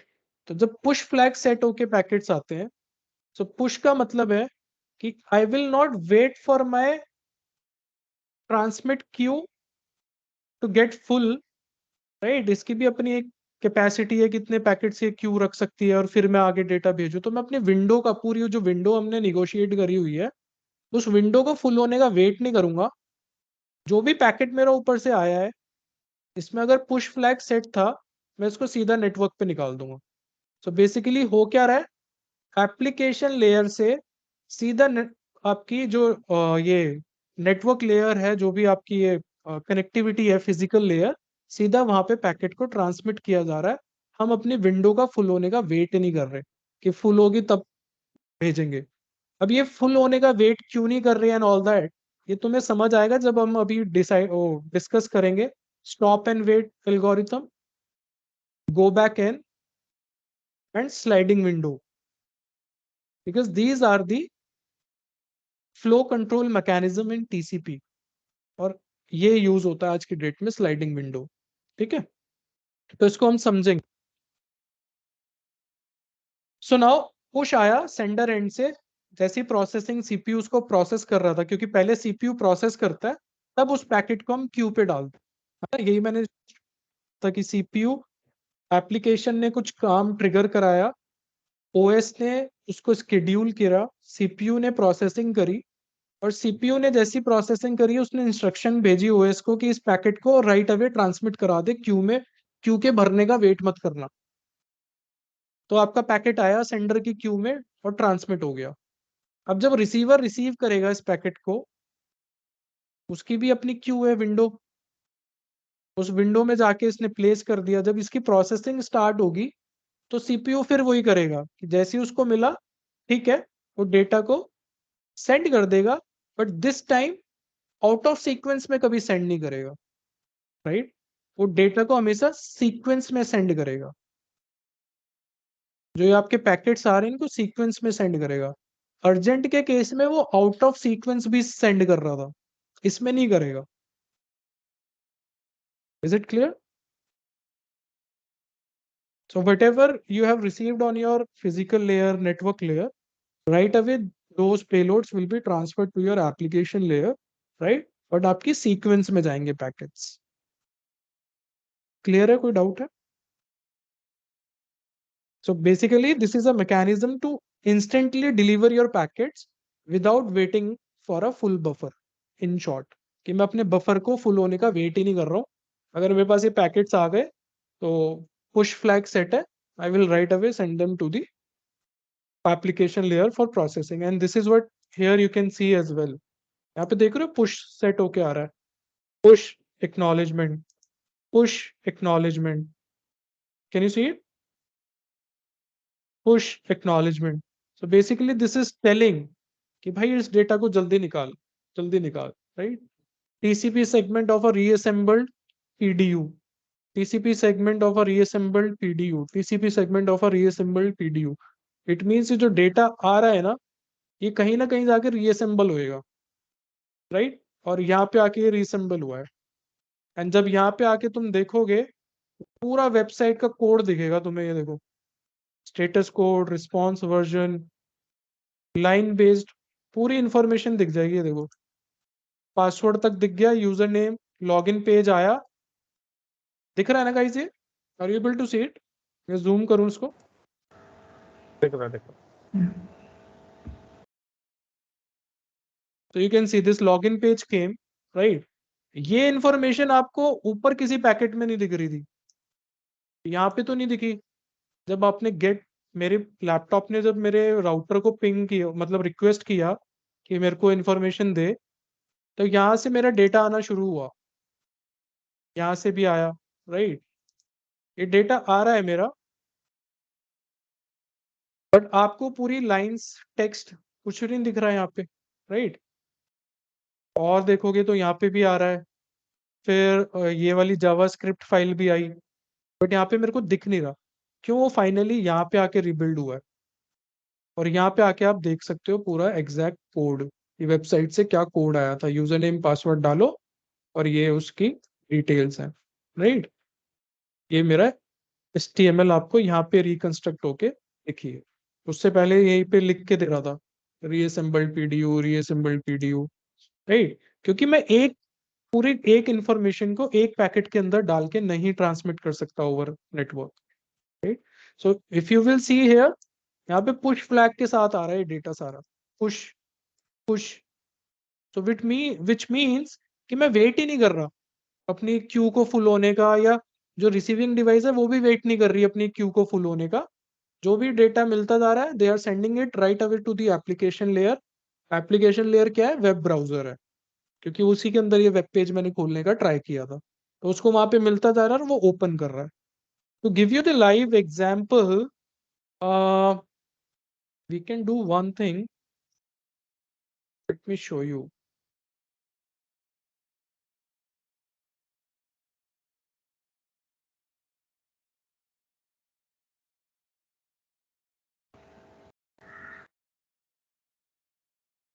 ठीक है, तो आप ये रीडायरेक्ट हो जाते हो इंडियन वाली वेबसाइट पे। If you go, if you click on inspect, अगर आप नेटवर्क पे जाओगे, ये नॉर्मल ट्रबल शूटिंग करते हैं हम। इफ यू रिफ्रेश, तो आपको ये पूरा दिखेगा कि कितनी स्क्रिप्ट्स चली, राइट। यहाँ से आप शुरू हुए, कहाँ कहाँ से डेटा आया, कौन सा मेथड यूज हुआ, HTTP का रिस्पॉन्स कोड क्या था, कहाँ से आया, मेमोरी कैश में से आया, कहाँ से आया, फिर कौन सी जावास्क्रिप्ट की फाइल आई। ये सारी चीजें आती हैं आपके पास जब एक वेबसाइट लोड होती है, राइट। कहाँ से डेटा आ रहा है सारा। तो ये एक TCP स्ट्रीम में नहीं आता डेटा, मल्टीपल TCP स्ट्रीम्स में आता है। सिमिलरली अगर मैं अपना राउटर का वेब पेज हिट करूं,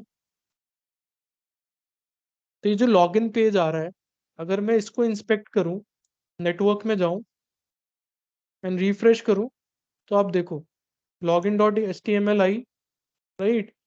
फिर ये CSS फाइल्स आई, जावास्क्रिप्ट की फाइल्स आई, ये सारी इंफॉर्मेशन आई है एक छोटे से वेब पेज के लिए। तो ये सब एक स्ट्रीम में नहीं आता, and this is what you are able to see here. जब आप देख रहे हो, तो यहाँ पे सिर्फ आपको यूजर नेम पासवर्ड दिख रहा है कि ये आया है इस TCP स्ट्रीम में। इट मीन्स कि जो नेक्स्ट TCP स्ट्रीम होगी, उसके अंदर कुछ और इंफॉर्मेशन होगी। If I will go with the equation, I mean next TCP stream that is 3, अब यहाँ पे अगर आप देखोगे, तो जो HTML की फाइल होगी उसके अंदर कुछ और डेटा आया होगा।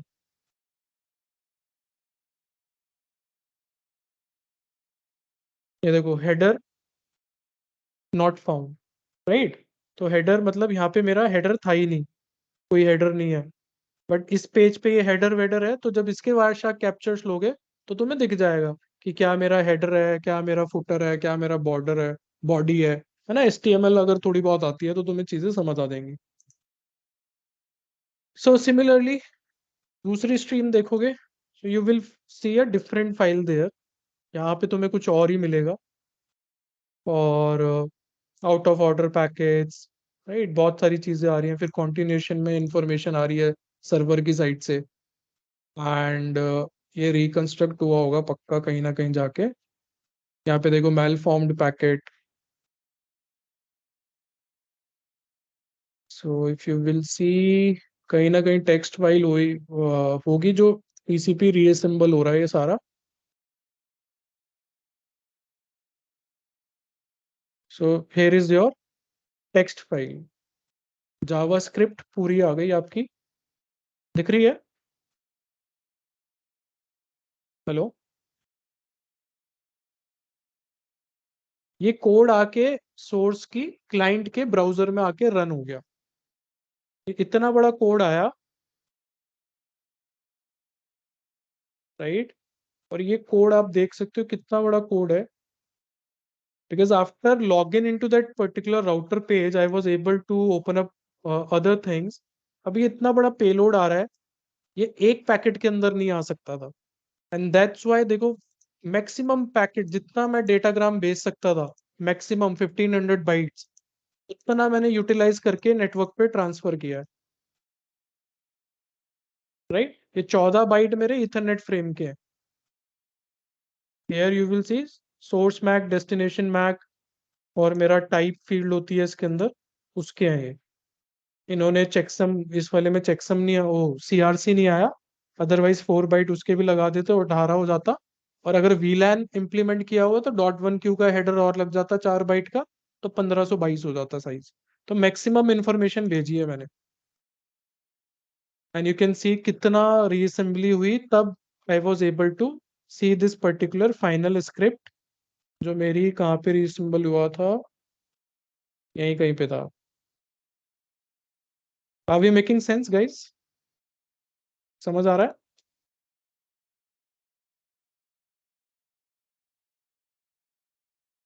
Hello?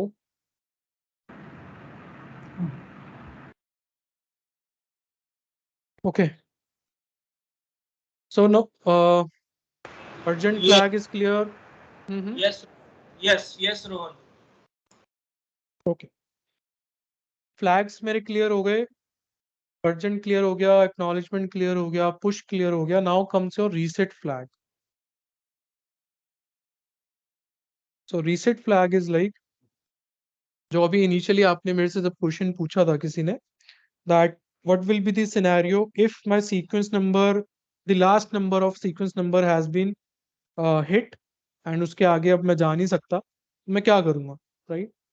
Either you forcefully terminate that connection and reinitiate the connection, or when I'm designing my application, मैं वहां पे define करूंगा, ये मेरे exceptions होते हैं, right, which I define in my code। जब मैं कोडिंग कर रहा हूँ अपनी एप्लीकेशन की, तो मैं उसमें exceptions define करता हूँ कि अगर ये exception आया, so this is what you need to do। और ये रन टाइम exceptions होते हैं, कि जब रन टाइम एनवायरमेंट में एप्लीकेशन चल रही थी, उसमें प्रॉब्लम आ गई, तो with the help of this flag I can reset the connection. तो अब अगर सर्वर रीसेट कर रहा है, तो इट मींस कि आपको दोबारा कनेक्शन बनाना पड़ेगा सर्वर से। क्लाइंट रीसेट कर रहा है तो दोबारा से करना पड़ेगा, राइट। और मोस्टली ये फ्लैग यूज करती है आपकी firewall. So your firewall uses this flag to reset the connections. कोई अगर उसने लेट्स से साइलेंट ड्रॉप करना है मेरे को, the category of URL you are visiting is not allowed in your infrastructure, मैं पॉन वेबसाइट खोलना चाह रहा हूँ, अलाउड नहीं है, और मैंने एक्शन डिफाइन कर रखा है, साइलेंटली ड्रॉप मार के रीसेट बोथ, क्लाइंट को भी रीसेट कर दो और सर्वर को भी रीसेट कर दो। उन दोनों को लगेगा कि क्लाइंट से रीसेट आया है, सर्वर को लगेगा क्लाइंट से रीसेट आया, सर्वर क्लाइंट को लगेगा सर्वर से रीसेट आया, कनेक्शन बंद हो गया, पता ही नहीं लगा हुआ क्या, राइट। तो we can make use of this reset flag to reset the connections. Then you have SYN flag. तो SYN flag is quite normal, modernly हम कॉमनली वायरशार्क में दिखता भी है, तो सिंक्रोनाइजेशन के लिए यूज होता है।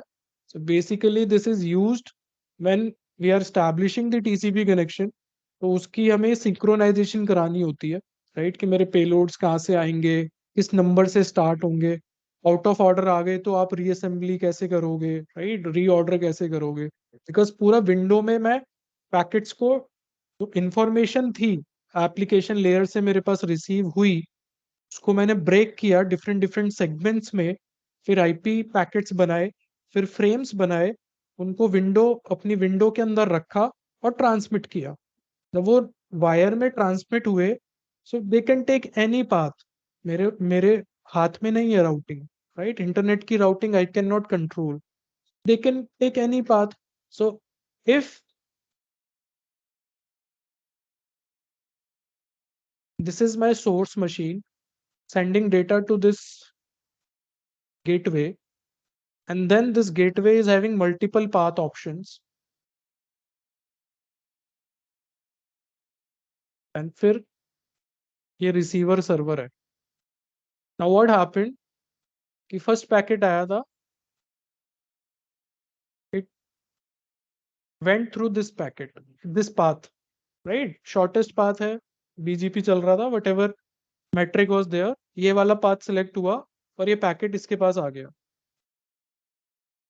समहाउ राउटर डाउन हो गया, पाथ अनरीचेबल हो गया। Now subsequent packets are taking this route, ठीक है, 2 और 3 यहाँ पे गए थे, and then this route is up again. अब जो 4 है वो फिर इससे होके आ गया आपके पास, तो 4 पहले आ गया एंड 2 और 3 आ रहे हैं अभी, right. Now to check on the out of order packets, to do them sorting, ये रिसीवर कैसे कर पा रहा है, ऑर्डर्स में पैकेट्स को कैसे लगा पा रहा है, and all that with the help of these sequence numbers and acknowledgement numbers, ठीक है। उसी के बेसिस पे ये आउट ऑफ ऑर्डर पैकेट्स को सॉर्ट करके ऑर्डर में लगा के एप्लीकेशन लेयर को देता है। Make sense? Yeah, that means the out of order packet which you are receiving doesn't have any issues, no issues. It will do that receiver and it will reassemble it and it will use it. See, that's the reason, अगर अब तक you should be able to understand कि मैं बार बार क्यों बोल रहा हूँ कि जो मेरा रिसीवर है वो विंडो फुल होने का वेट करता है before sending information to, window कह लो, बफर कह लो, फुल होने का वेट करता है before sending information to application layer to cater this requirement.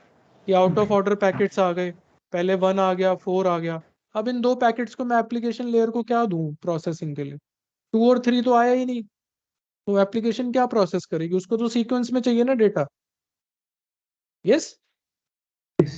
Yeah, तो yeah. इसलिए मैं वेट करता हूँ अपनी विंडो का फुल होने के कि एक बार मेरे पास सारे पैकेट्स आ जाएं, right, before I release acknowledgement, मैं इसको सॉर्ट करूंगा, सॉर्ट करके मैं आगे फॉरवर्ड करूंगा।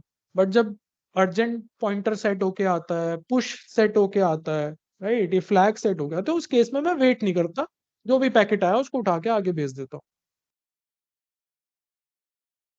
Okay, now last flag is fin. Now in fin flag, this is to terminate the connection, right? And here comes our TCP 4-way handshake.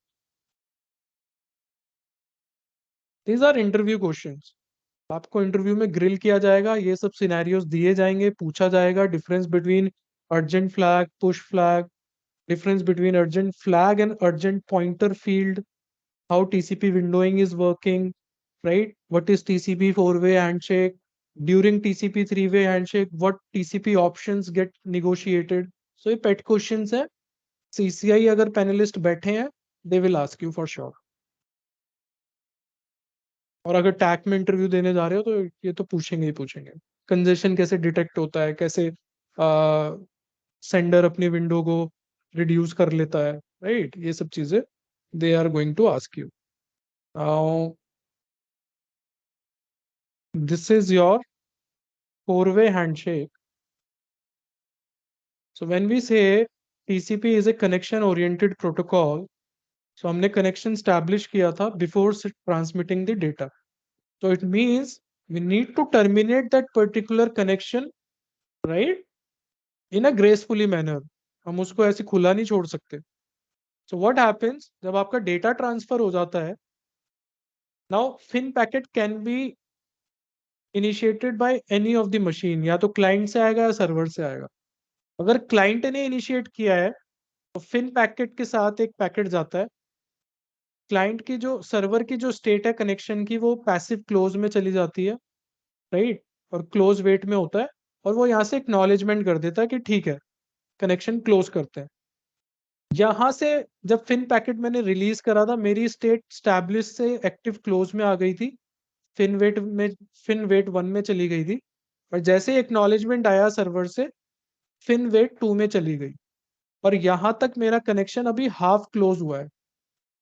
Half close means कि client के and से connection close हो गया है, client इसको अब data नहीं भेज सकता, कनेक्शन क्लोज हो गया है, हाफ क्लोज है, बट सर्वर इसको डेटा भेज सकता है. There are multiple applications.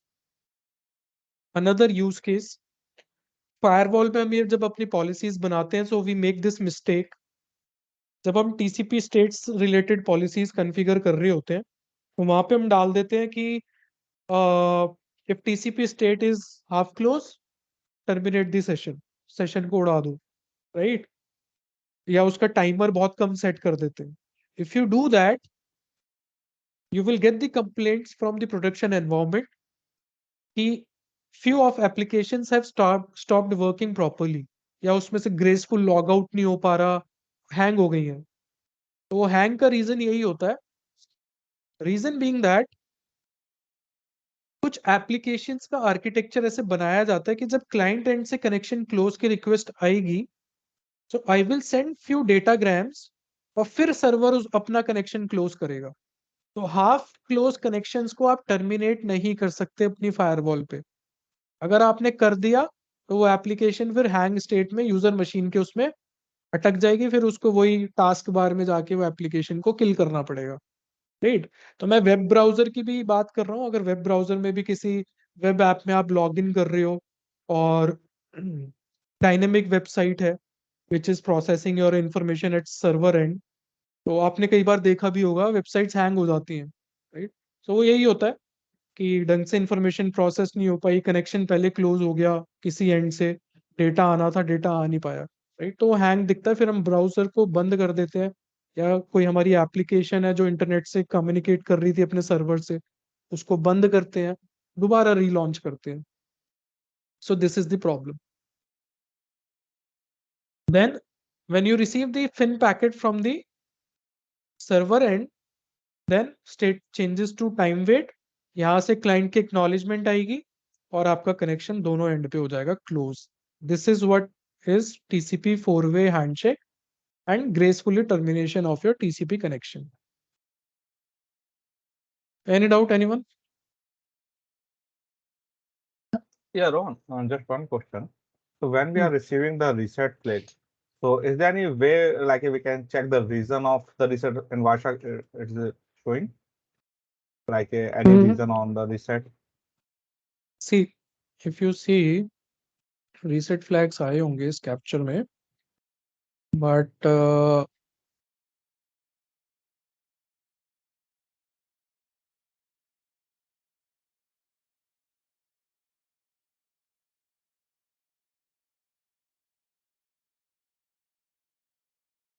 so reset and acknowledgement, right? Yes. And you can apply as a filter.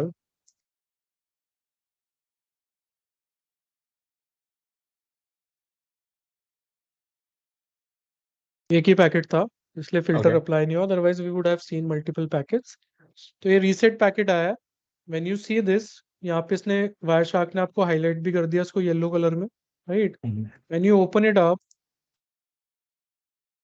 So you will see कि फ्लैग सेट था रीसेट, और यहाँ पे आपको कनेक्शन रीसेट हुआ, सिक्योरिटी लेवल वार्निंग मिली, राइट? कनेक्शन रीसेट हुआ, ये Okay. Information आती है. और तो Okay. कुछ ऐसा सच कुछ error code you won't be able to get कि क्यों हुआ, क्या प्रॉब्लम आई. वो तो डीबग्स एप्लीकेशन लेयर पे लेके ही पता चलता है कि कोड Okay. में क्या प्रॉब्लम आई. So when we develop the application visual studio में, जब बनाते हैं हम अपना कोड को रन करते हैं, इफ यू वांट मैं अभी दिखा सकता हूँ आपको, बट उसके लिए मैंने एक वेबिनार रखा है डेवऑप्स वाला, राइट? Okay. तो उस वेबिनार में मैं यही सब कवर करने वाला हूँ. सो when you design your application, जब आप रन करते हो तो उसमें जो प्रॉब्लम्स आती है तब हम वो वहां पे रन टाइम एनवायरनमेंट में डीबग्स लेके देखते हैं, राइट? अब रन टाइम जब प्रोडक्शन एनवायरनमेंट में कुछ चैलेंज आया, कनेक्शन रीसेट हो गया, there could be multiple reasons. Firewall ने कर दिया, राइट? Okay. सर्वर ने कर दिया, क्लाइंट ने कर दिया. अब क्यों हुआ उसका रीजन एक्चुअल तो तुम्हें भी नहीं मिलेगा, राइट? वो तो डीबग्स चलाने ही पड़ेंगे एप्लीकेशन लेयर पे. जो आपका एक्चुअल सर्वर है वही पता लगेगा, या उसके लॉग्स देखने पड़ेंगे, वहां पे एग्जैक्ट रीजन आपको दिखेगा कि ये क्यों हुआ था reset. Okay. Okay. Okay, Okay. Because this Yeah. Is what you get. बस आपको ये दिखा कि रीसेट हो गया कनेक्शन. Reset हुआ. That's it.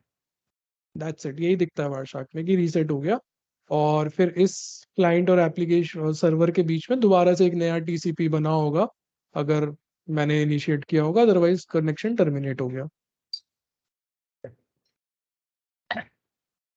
ठीक है, सो ग्रेसफुली टर्मिनेशन इज क्लियर, सब कुछ क्लियर हो गया। Now let's understand TCP windowing. मैंने 3 प्रोटोकॉल्स का नाम लिया था, नॉट प्रोटोकॉल, एल्गोरिथम भी बोलते हैं हम अपनी कंप्यूटर नेटवर्क्स में उसको, जब बीटेक में पढ़ते थे सब। तो stop wait, go back and TCP sliding window. So stop and wait बहुत इजी टू इम्प्लीमेंट था, पहले यूज होता था। तो हम उसमें स्टॉप एंड वेट में कैसे डेटा ट्रांसफर करते थे, तो it's like this.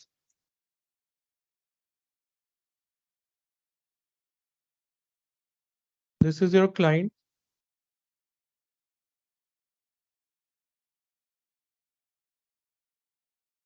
and guys, I think we overshooted the time, so I will not rush. मैं फिर एक काम करूंगा, आईपी के लिए अलग से वेबिनार रखूंगा and it will be free of cost for you guys, है ना। वहाँ नेक्स्ट लेक्चर में उसको ज्वाइन कर लेंगे, बिकॉज अभी मैं रश नहीं करना चाहता एक भी टॉपिक को। If you want me to finish it today just let me know, मैं आज भी कर दूंगा। Hello, are you with me? Hello, Yeah.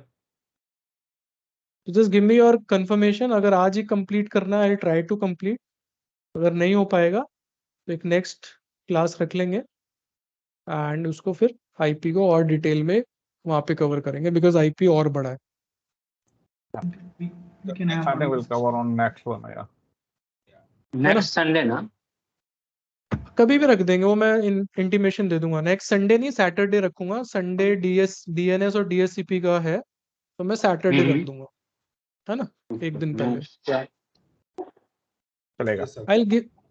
I'll give you the options, जिसको जो ऑप्शन अच्छा लगे, जो टाइम सही लगे, मेरे को बता देना, अकॉर्डिंगली वी विल शेड्यूल। मैं रश नहीं Yes. करना चाहता उस टॉपिक को भी, because that is also important. अभी हमें 3 घंटे टीसीपी में लगे हैं, तो 4 घंटे आईपी में लगेंगे क्योंकि IPv6 ऑलरेडी मेरे को दूसरे वेबिनार में कवर करना ही था, तो फिर मैं एक काम करूंगा, उसी वेबिनार में V4 और V6 पूरा कंप्लीट ही कवर कर दूंगा आप लोगों के लिए।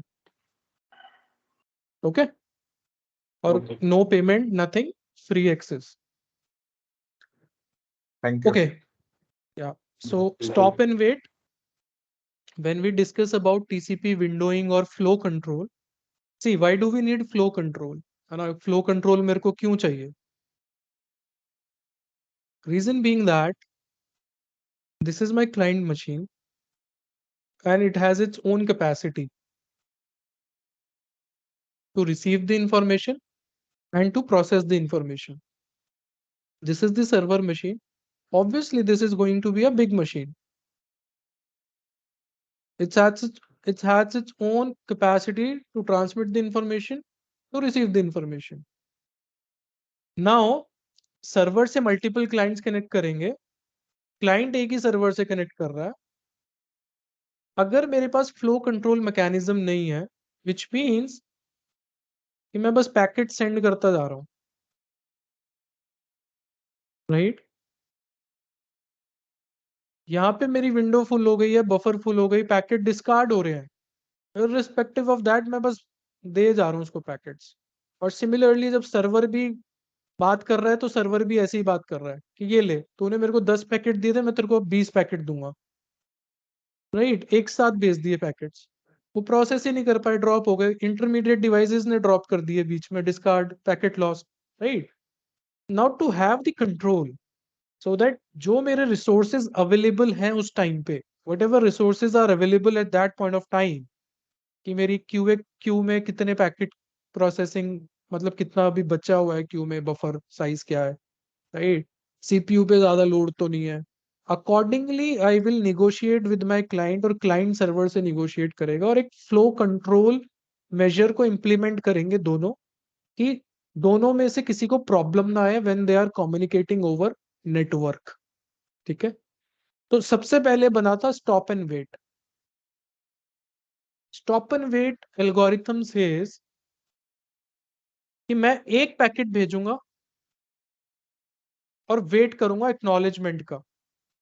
तो जब तक मेरे पास एक्नॉलेजमेंट नहीं आएगा, आई will not transfer more packets. तो लेट्स से मेरी क्यू यहाँ पे विंडो के अंदर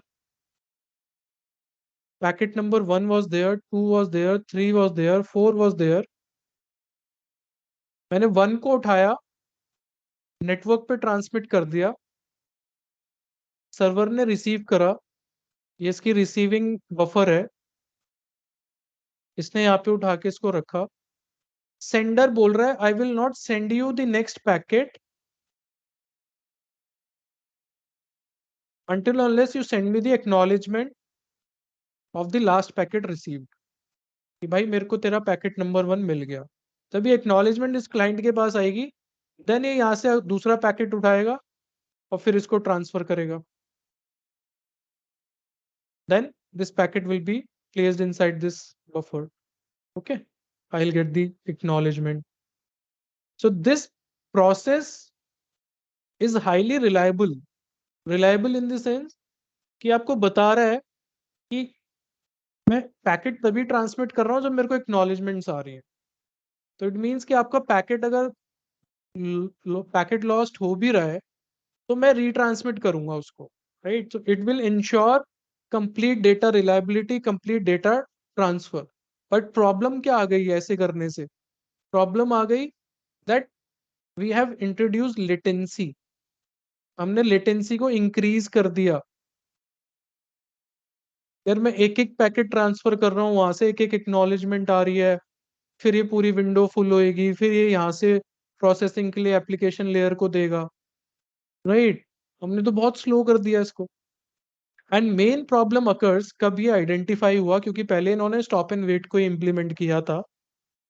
आइडेंटिफाई हुआ बिग पाइप्स जब इम्प्लीमेंट हुए। स्मॉल बैंडविड्थ में this was working fine, but जब मेरे पास फैट पाइप आए, बैंडविड्थ है मेरी 1 Gbps, user is sitting in India, server is in US,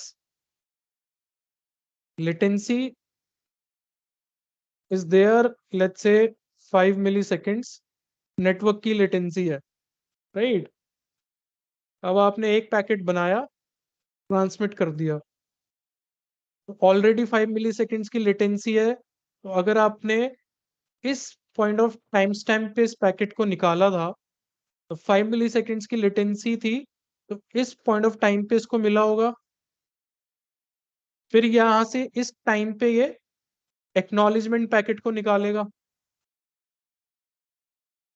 फिर 5 मिलीसेकंड्स की लेटेंसी थी, तो इसको एक्नॉलेजमेंट किस टाइम पे रिसीव होगा? इस पॉइंट ऑफ टाइम पे रिसीव होगा। फिर ये नेक्स्ट पैकेट निकालेगा इस टाइम पे। तो आपने लेटेंसी को मैग्नीफाई कर दिया, राइट, इंक्रीज कर दिया बाय इम्प्लीमेंटिंग दिस प्रोटोकॉल। तो जब छोटे पाइप्स थे, लैन का कम्युनिकेशन था, एक दो हॉप के दूरी थी मशीन्स मेरी, उन कम्युनिकेशंस में तो stop and wait worked very good. If you recall, starting में केबीपीएस की बैंडविड्थ के इंटरनेट कनेक्शंस मिलते थे हमें, right. So that was the reason कि टेक्नोलॉजी इतनी एडवांस नहीं थी। लेटर ऑन एडवांसमेंट्स आई, उसके बाद इंप्लीमेंट हुआ गो बैक एन,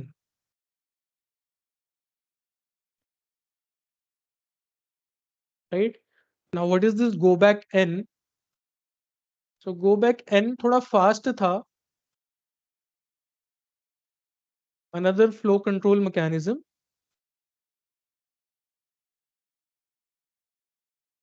सो यहाँ पे डिसाइड हुआ कि यार whatever is your window size, if you have received the packets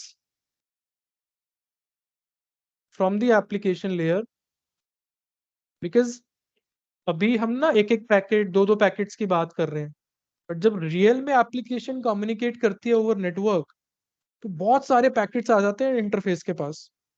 तो फिर हम एक विंडो बनाते हैं, जो हम विंडो साइज बोल रहे थे वो डिफाइन करते हैं। पहले मैं ये पैकेट्स ट्रांसमिट करूंगा, फिर आगे बढ़ जाऊंगा, right. So go back and says कि आपके पास क्यू में इतने सारे पैकेट्स थे, डू नॉट वेट कि एक पैकेट भेजूंगा एक्नॉलेजमेंट आएगी, क्योंकि उससे थ्रूपुट रिड्यूस हो रहा है, लेटेंसी बढ़ रही है। Now to increase the throughput, and to decrease the latency go back N ने बोला कि whatever is your window size जो हम निगोशिएट कर रहे हैं ड्यूरिंग टीसीपी 3-वे हैंडशेक, राइट, जितने भी नंबर ऑफ पैकेट्स उसमें फिट हो रहे हैं सबको एक साथ उठा के भेज दो. So what I will do, I will transmit packet number 1, I will transmit packet number 2, I will transmit packet number 3, packet number 4. Now I will wait for the acknowledgement. कि acknowledgement आएगा तो आगे भेजूंगा, right? अब acknowledgements आ रहे हैं, मेरे पास acknowledgement आ गया 1 का, right? तो यहाँ पे नंबर 1 ऐड होके आएगा. It means I'm asking for frame 2, right? जो acknowledgement मैं भेजूंगा. फिर मैंने acknowledgement भेजा कि frame 3 भेज दो, right? एक्नॉलेजमेंट मैंने भेजा फ्रेम 4 भेज दो, बट ऑलरेडी मैं तो भेज चुका हूँ, right. So what I will do, I will then send this next set 5 6 7 8 को मैं सेंड कर दूंगा. अब इससे प्रोडक्टिविटी तो increase, I mean throughput increase हो गया, लेटेंसी डिक्रीज हो गई, क्योंकि मैं मल्टीपल पैकेट्स को ट्रांसमिट कर रहा हूँ without caring for the acknowledgement. Because होता क्या है, when you transmit packet over wire एक टाइमर एसोसिएटेड होता है इसके साथ, राइट. वो टाइम आउट वैल्यू हम डिफाइन कर देते हैं. तो जैसी एक्नॉलेजमेंट आ जाती है तो we close that particular timer and we don't care for the retransmission. But अगर within that timer limit acknowledgement नहीं आया तो in that point of time I will retransmit that packet, because मैं assume करूंगा कि वो receiver को packet मिला ही नहीं, तो I will retransmit it, right. So दोनों एंड पे टाइमर चलता है and accordingly we do the retransmission. तो एक रीट्रांसमिशन का सिनेरियो हो गया जब मेरी टाइमर वैल्यू एक्सपायर हो गई थी, मेरे पास नहीं आया एक्नॉलेजमेंट, तो मैंने रीट्रांसमिट किया. दूसरा सिनेरियो बनता है कि मेरे पास हाँ, टाइमर से ही होता है. दूसरा सिनेरियो मैं ये बोलने वाला था. सो गो बैक एन में जो प्रॉब्लम आई, वो प्रॉब्लम ये आई, let's say this is the client, this is the server. So when I'm sending my packets, packet number 1, packet number 2, packet number 3, packet number 4, and you're getting the corresponding acknowledgements. Let's say you have you're saying I have received the packet number 1, I need acknowledgement 2. Again, you have received packet number 1, you're sending it for 2, and बार बार मैं 2 frame के लिए message डाल रहा हूँ उसको. Reason being that ये जो 2 वाला पैकेट था ये ड्रॉप हो गया था नेटवर्क में, रिसीवर को मिला ही नहीं. रिसीवर को जो मिले पैकेट्स वो मिले 1, 3 एंड 4, 2 उसके पास आया ही नहीं. तो अब प्रॉब्लम क्या होगी, जब ये इतने सारे एक्नॉलेजमेंट्स इसको वापस मिल गए क्लाइंट को कि 2 के लिए ही आस्क कर रहे हैं, so what it will do, इसको समझ आ जाएगा कि मैं वो पैकेट कहीं ना कहीं लॉस्ट हो गया, आई नीड टू रीट्रांसमिट. अब ये रीट्रांसमिशन में करेगा क्या, ये स्टार्टिंग फ्रॉम दिस दोबारा से पूरी विंडो को रीट्रांसमिट कर देगा. अब ऑलरेडी मेरे पास 3 और 4 तो आए हुए थे, तो ये हो गए मेरे डुप्लीकेट पैकेट्स. तो वायर शार्क में आपको ये भी दिखता है, duplicate packets and all that stuff, right. तो ये एक प्रॉब्लम थी गो बैक एन में, और ये बहुत ज्यादा बड़ी प्रॉब्लम थी. अब इससे होता क्या था, now coming to the congestion part, जब इतने रीट्रांसमिशंस होने लगेंगे, तो let's say this is your infrastructure, multiple users are working,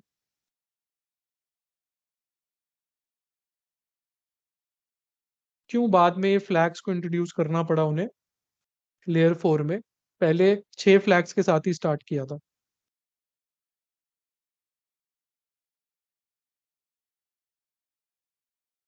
right? So when you're sending packets continuously and due to switching loop, because एक switch एक router तो होता नहीं है infrastructure में, we have multiple switches, multiple routers. Due to any loop, we have generated the flood, broadcast storm कहते हैं हम उसको. और ये कई बार मेरे इंफ्रास्ट्रक्चर में हो चुका है, वर्चुअल इंफ्रास्ट्रक्चर में, because the way it has been implemented वो बहुत कॉम्प्लेक्स है। तो I have done this many times. वो ब्रॉडकास्ट टॉर्म क्रिएट हो जाता है, एंड जब वो ब्रॉडकास्ट टॉर्म क्रिएट होता है, सो व्हाट हैपेंस कि जो ब्रॉडकास्ट वाले पैकेट्स थे वो नेटवर्क में इतना फ्लो करने लगते हैं that when you check the statistics of this particular interface, you will see कि यहाँ पे आपका जो रिसीव पैकेट का काउंट है वो पहुंच गया 1 लाख पैकेट्स, 2 लाख पैकेट्स पर सेकेंड आ रहे हैं, इतने पैकेट्स, क्योंकि मल्टीप्लाई होते जा रहे हैं। And when such scenario occurs, what will happen, जो रियल टाइम एप्लीकेशंस आपकी चल रही थी they will degrade. MS teams उसकी परफॉर्मेंस डाउन हो जाएगी, और TCP और ऐड कर देगा इसमें। ऐड कैसे करेगा कि जब आपके पैकेट्स आपने सेंड करे और वो ड्रॉप हो गए, तो वो और रिट्रांसमिशंस भेजना शुरू कर देगा।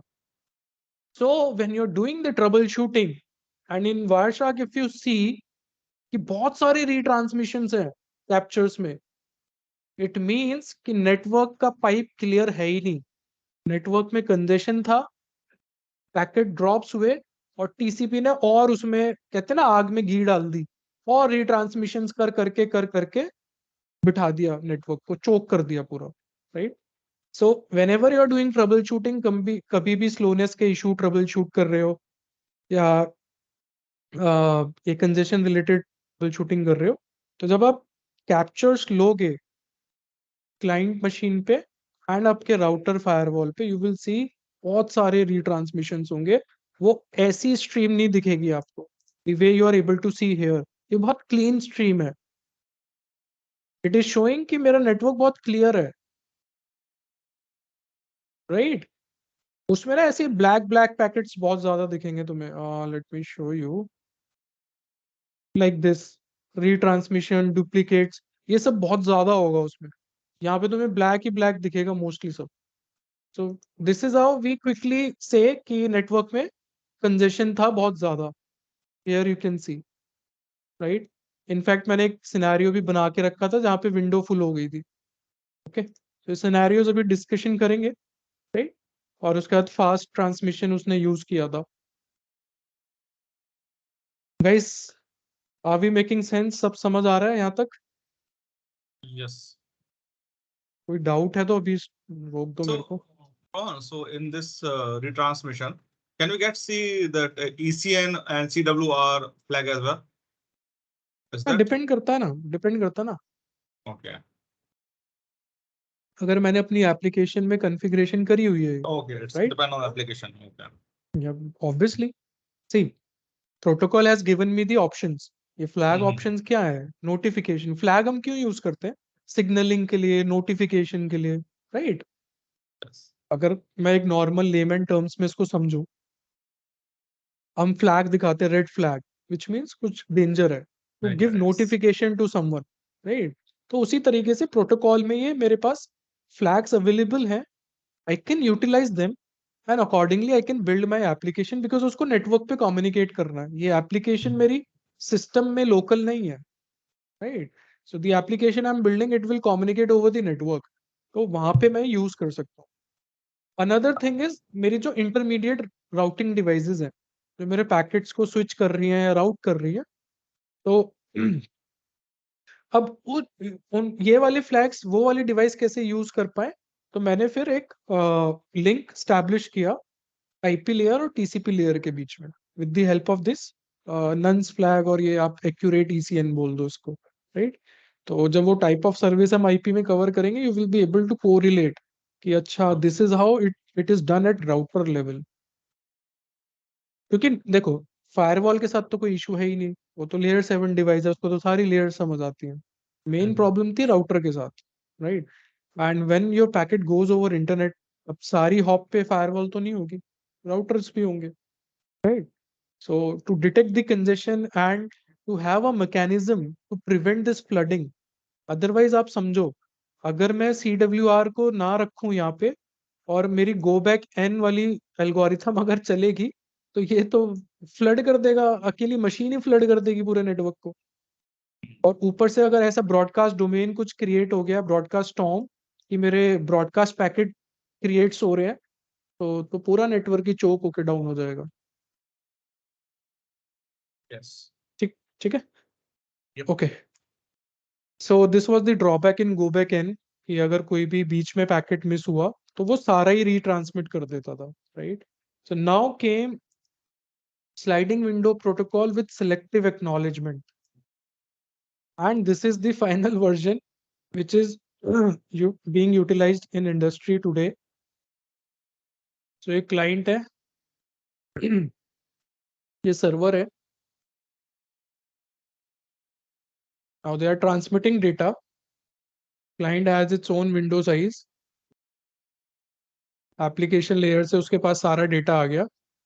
यहाँ पे server की window है, right? Back and forth we are using to send and receive the data. यहाँ पे मेरे जो data transmit होना था ये सब इसके पास आ गया. So initial window size is, let's say, 3 packets की थी. So what I will do, I will transmit these 3 packets.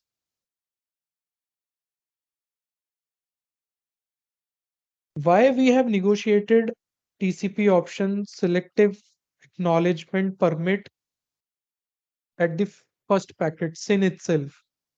The reason being that the implementation of TCP sliding window protocol is very complex with selective acknowledgement. तो दोनों side को वो protocol समझ आना चाहिए, इसीलिए हम पहले ही वो परमिट वाला सैक परमिट 1 करके भेजते हैं कि भाई तेरे को समझ आता है. अगर वो कहता है हाँ मेरे को समझ आता है, तुझे समझ आता है, ठीक है. दोनों की अगर सिन पैकेट्स में 1 आया है तो इट मीन्स उन दोनों को समझ आता है and they can use it. ठीक है. अदरवाइज वो फिर ट्रेडिशनल मेथड ही यूज करेंगे. आजकल तो we are very advance, all the devices support this. पहले प्रॉब्लम थी. तो 1 2 3 पैकेट्स इसने ट्रांसमिट कर दिए. Let's say packet 2 gets lost, right. अब जब मेरे पास एक्नॉलेजमेंट आ रही है तो I have given the acknowledgement by asking for packet. I mean जैसे 1 रिसीव हो गया तो 2 के लिए मैंने भेजा, राइट. उसके बाद 3 रिसीव हो गया, 2 नहीं आया, तो मैंने एक्नॉलेजमेंट भेजा 4 पैकेट के लिए. बट यहाँ पे सेलेक्टिव एक्नॉलेजमेंट में मैं 2 की वैल्यू डाल दूंगा. तो this will tell the sender कि बॉस आपके 1 और 3 पैकेट तो रिसीवर को रिसीव हो गए हैं, बट आपका packet number let me take 1 and 3 तो रिसीव हो गया है, बट पैकेट नंबर 2 कहीं ना कहीं कम्युनिकेशन में लॉस्ट हो गया. So I need to retransmit packet number 2. वो पूरी विंडो को रीट्रांसमिट नहीं करता, पैकेट नंबर 2 को रीट्रांसमिट कर देगा, राइट. एंड देन आपकी विंडो जैसे जैसे पैकेट्स को ट्रांसमिट करती जा रही थी वो स्लाइड करती है. जब उसने 1 पैकेट को भेजा था तो वो फिर यहाँ पे आ गई थी, फिर उसने 2 को भेजा, 3 को भेजा, स्लाइड करती है आगे. तो इसलिए इसका नाम स्लाइडिंग विंडो प्रोटोकॉल होता है, राइट. तो धीरे धीरे आपकी पूरी विंडो को ट्रांसमिट कर दिया जाता है. Now this window can scale and this window can go down, right. So with the help of the scaling factor, that is your scaling factor. अगर कंजेशन है, CWR बिट सेट होके आ रही है, तो मैं बोलूंगा अपने सेंडर को या फिर अपने रिसीवर को कि आप अपनी विंडो को रिड्यूस करो, whatever data you are transmitting भी थोड़ा कम स्पीड से भेजो, मेरा नेटवर्क में प्रॉब्लम आ रही है, right. So with the help of the scaling factor, अब होता क्या है, जो आपकी विंडो साइज की फील्ड है टीसीपी हेडर के अंदर, that is of 16 bits, right. तो 2 टू द पावर 16 कितना होता है,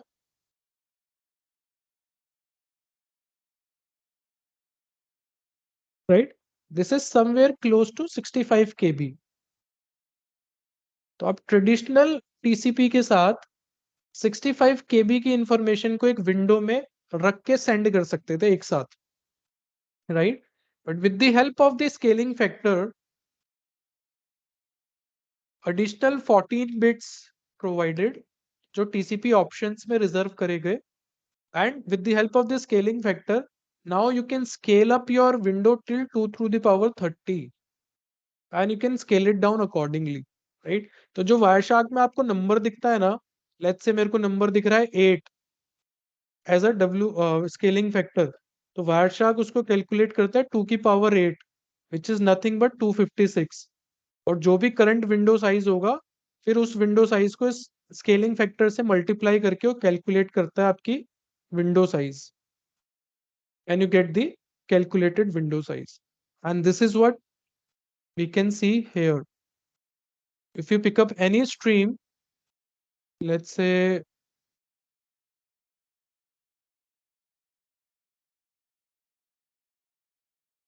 you apply the filter IP dot address.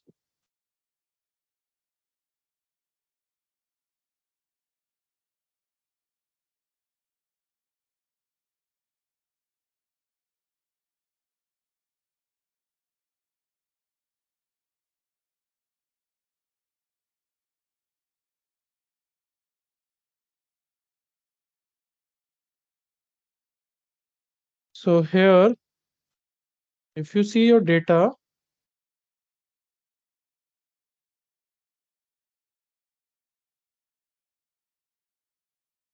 can you see window 1026? Can you see it? Hello?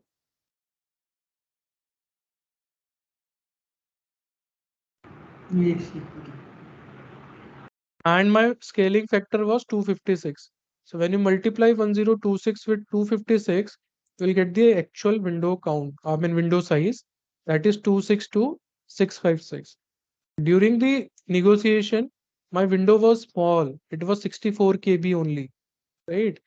So if I will give you the complete walkthrough, so here you will see source port, destination port, और ये जो closed braces के अंदर information होती है ना, this is information जो आपको वायरशार्क आपको दिखा रहा है, ये एक्चुअल में आई नहीं है पेलोड के अंदर, राइट? सो ये वायरशार्क के ऑप्शंस होते हैं, फीचर्स हैं which shows you the information in like this, right? तो सीक्वेंस नंबर, क्योंकि हेडर का पार्ट नहीं है ना ये सब, हमने तो हेडर में कहीं पढ़ा ही नहीं कि स्ट्रीम इंडेक्स और ये सब चीजें, राइट? तो ये वायरशार्क के फीचर्स हैं. तो source port, destination port, sequence number, acknowledgement number, फिर एक्नॉलेजमेंट नंबर रो, राइट? हेडर लेंथ, उसके बाद आपके फ्लैग्स आ गए, देन फ्लैग्स के बाद आपका विंडो साइज यहाँ पे डिफाइंड था, फिर calculated window, checksum, right? Urgent pointer अभी पॉइंट नहीं कर रहा, and then TCP options, maximum segment size, no operation. ये नो ऑपरेशन कोई ऑप्शन नहीं है, just a padding between multiple options, ठीक है?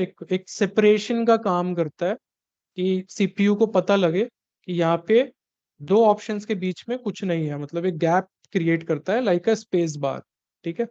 तो मैक्सिमम साइज का ऑप्शन था इसके अंदर, लेंथ, चीजें, एमएसएस वैल्यू डिफाइन थी. इन नो ऑपरेशन में आप देखोगे होता कुछ नहीं है. टीसीपी ऑप्शन विंडो स्केलिंग में फिर लेंथ बताया उसने और शिफ्ट काउंट बताया 8 का. Now this shift count means 2 to the power 8, तो मल्टीप्लाई बाय 256, राइट? तो वारशाक आपको काफी एडिशनल इंफॉर्मेशन दिखाता है when you do the packet analysis. 256, और तभी इसने यहाँ पे विंडो को कैलकुलेट करके भी रख दिया कि मेरी विंडोज साइज मतलब अभी ये है, but going forward I will be using this scaling factor. और जब एक्चुअल में पैकेट गया, डेटा पैकेट गया, तो जो विंडो साइज था वो 1026 था, उसने स्केलिंग फैक्टर को यूज करके एक्चुअल साइज भेजा, दैट इज 262656. सिमिलरली जब सर्वर से रिस्पॉन्स आया तो उसका भी window size you will C like this कि 946 है, और मेरा स्केलिंग फैक्टर भी 32 था, इसका स्केलिंग फैक्टर कम था, तो this is my window size, right? So if I will give you an example of this, right here you will see, just let me know if you are able to see. Can you see this packet TCP window full?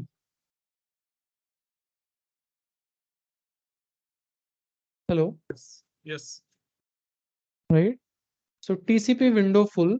So if you see here, यहाँ पे Wireshark ने इसको highlight कर दिया,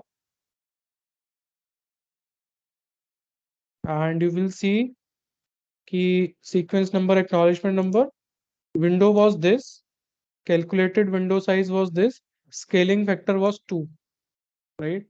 So it means कि जो भी ये डिवाइस थी उसके एंड पे उसके रिसोर्सेज डिप्लीट हो चुके हैं. Basically which are the applications जो विंडो साइज को फुल कर देती हैं? Your heavy chatting applications like Teams अभी इस टाइम पे यूडीपी स्ट्रीम भी चल रहा है, right?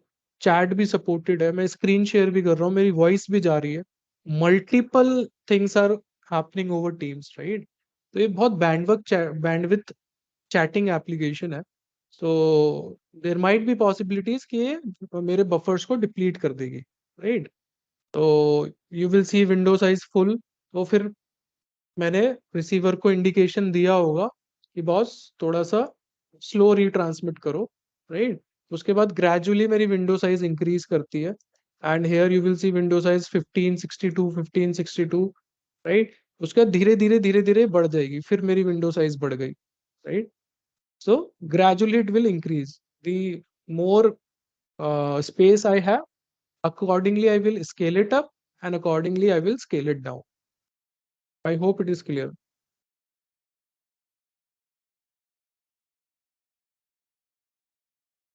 Hello. And here you can see कि congestion नहीं था. This happened because of the endpoint limitation, कि ये end resources की limitation है, congestion नहीं है. इसलिए यहाँ पे flags में देखोगे तो कोई भी congestion related flag set होके नहीं आया. तो वो विंडो रिड्यूस करने के लिए कंजेशन की वजह से नहीं बोल रहा, वो इसलिए बोल रहा है कि लैपटॉप की खुद की इशू है, उसके बफर फुल हो रहे हैं. हेलो. Yes, Ron. तो I think it is clear, right? And आपने जब देखा जब ये विंडोज की फुल हुई, इट मींस कुछ पैकेट ड्रॉप भी हुए मेरे, एंड तभी डुप्लीकेट एक्नॉलेजमेंट्स भी आए हैं. And the moment this got sorted, see, clean stream, कोई इशू नहीं है. Make sense? Yep. Okay. So sliding window is clear. Any doubt, anyone?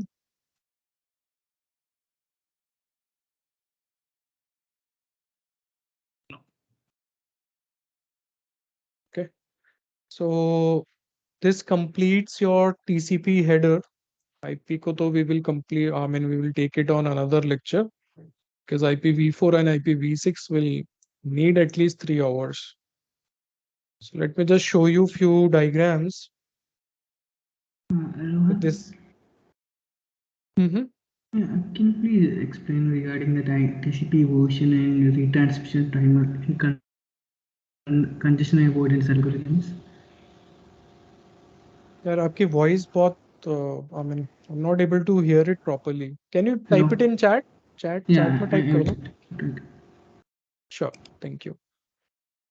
So guys, these are the frames. When we talk about the wire पे actual में packet travel करता है. So Ethernet frame is there. Your destination MAC address is there. 48 bits का होता है, 6 byte. Source MAC is there. Ethernet type is there. Total is 14 bytes. जो additional frame add हो जाता है आपके IP datagram पे, right? IP datagram का जो size है 46 से 1500 bytes का होता है. And then this CRC checksum is there for detecting the error in the transmitted packet, right? This is the frame. ये transmit ऐसे होता है wire पे, in the form of hexadecimal. So you can see Ethernet payload. Then यहाँ से यहाँ पे मेरा IPv4 payload है, और IPv4 के अंदर TCP header है, TCP header के अंदर HTTP header है, एंड लास्ट में मेरा Ethernet का checksum है, right? So ये ऐसे information आपकी wire पे जाती है, and this is what you are able to see here. आप ये देखोगे ना यहाँ पे, राइट? सो ये ऐसे ही वायर पे ट्रांसमिट होके आई थी हेक्साडेसिमल फॉर्म में. और ये जो यहाँ पे एड्रेसेस दिखते हैं 00 010 0020, ये आपको एक रेफरेंस दे रहा है वो आपकी रेंडम एक्सेस मेमोरी का, कि जहाँ पे ये बफर स्टोर हुआ होगा पैकेट, तो उसका फिजिकल एड्रेस ऐसे चला है. ओके, तो ये रेफरेंस नंबर देता है एक. Clear? And this is how your packet comes from user data. तो यूजर की इंफॉर्मेशन आई एप्लीकेशन लेयर के पास, एप्लीकेशन ने उसको ट्रांसपोर्ट लेयर पे दिया, वहाँ पे सेगमेंट्स बने, टीसीपी हेडर लगा, फिर वो वहाँ से पास ऑन हुआ नेटवर्क लेयर के पास, वहाँ पे आईपी हेडर लगा, तो वो आईपी डेटाग्राम बन गया, right. IP header plus TCP header plus application data is your IP datagram. Then उसको हमने डेटा लिंक लेयर पे पास ऑन किया, लेयर 2 पे, वहाँ पे इथरनेट हेडर लग गया, और जो भी फ्रेम हेडर, जो भी आप टेक्नोलॉजी यूज कर रहे हो, कॉमनली हम इथरनेट यूज करते हैं, तो उसके 14 बाइट्स और चेकसम ऐड हो गया, तो टोटल मेरा साइज हो गया 1518 बाइट्स। अगर मैं वीलैन यूज कर रहा होता तो .1q का हेडर और आ जाता 4 बाइट का, and then total length would have been 1522 bytes, right. And then ये इंफॉर्मेशन वायर पे ट्रांसफर होती है। वायर पे ट्रांसफर डायरेक्ट फ्रेम कभी नहीं जाते, तो आपका जो फ्रेम जाने से पहले भी एक preamble होता है। Now what is preamble? 7 byte long information, basically a honking system in your network communication, जो रिसीवर को बताता है कि you are about to receive the frame, Ethernet frame आने वाला है। तो एक 7 बाइट का पहले preamble जाता है, फिर एक 1 बाइट का स्टार्ट फ्रेम डिलीमीटर एसएफडी जाता है, विच टेल्स कि इस 8 बिट इंफॉर्मेशन के बाद तेरा एक्चुअल इथरनेट फ्रेम स्टार्ट हो रहा है। तो ऐसे ये इंफॉर्मेशन आपकी वायर पे ट्रांसफर करी जाती है।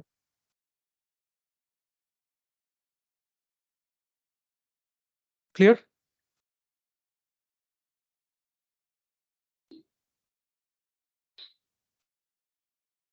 Any doubt anyone?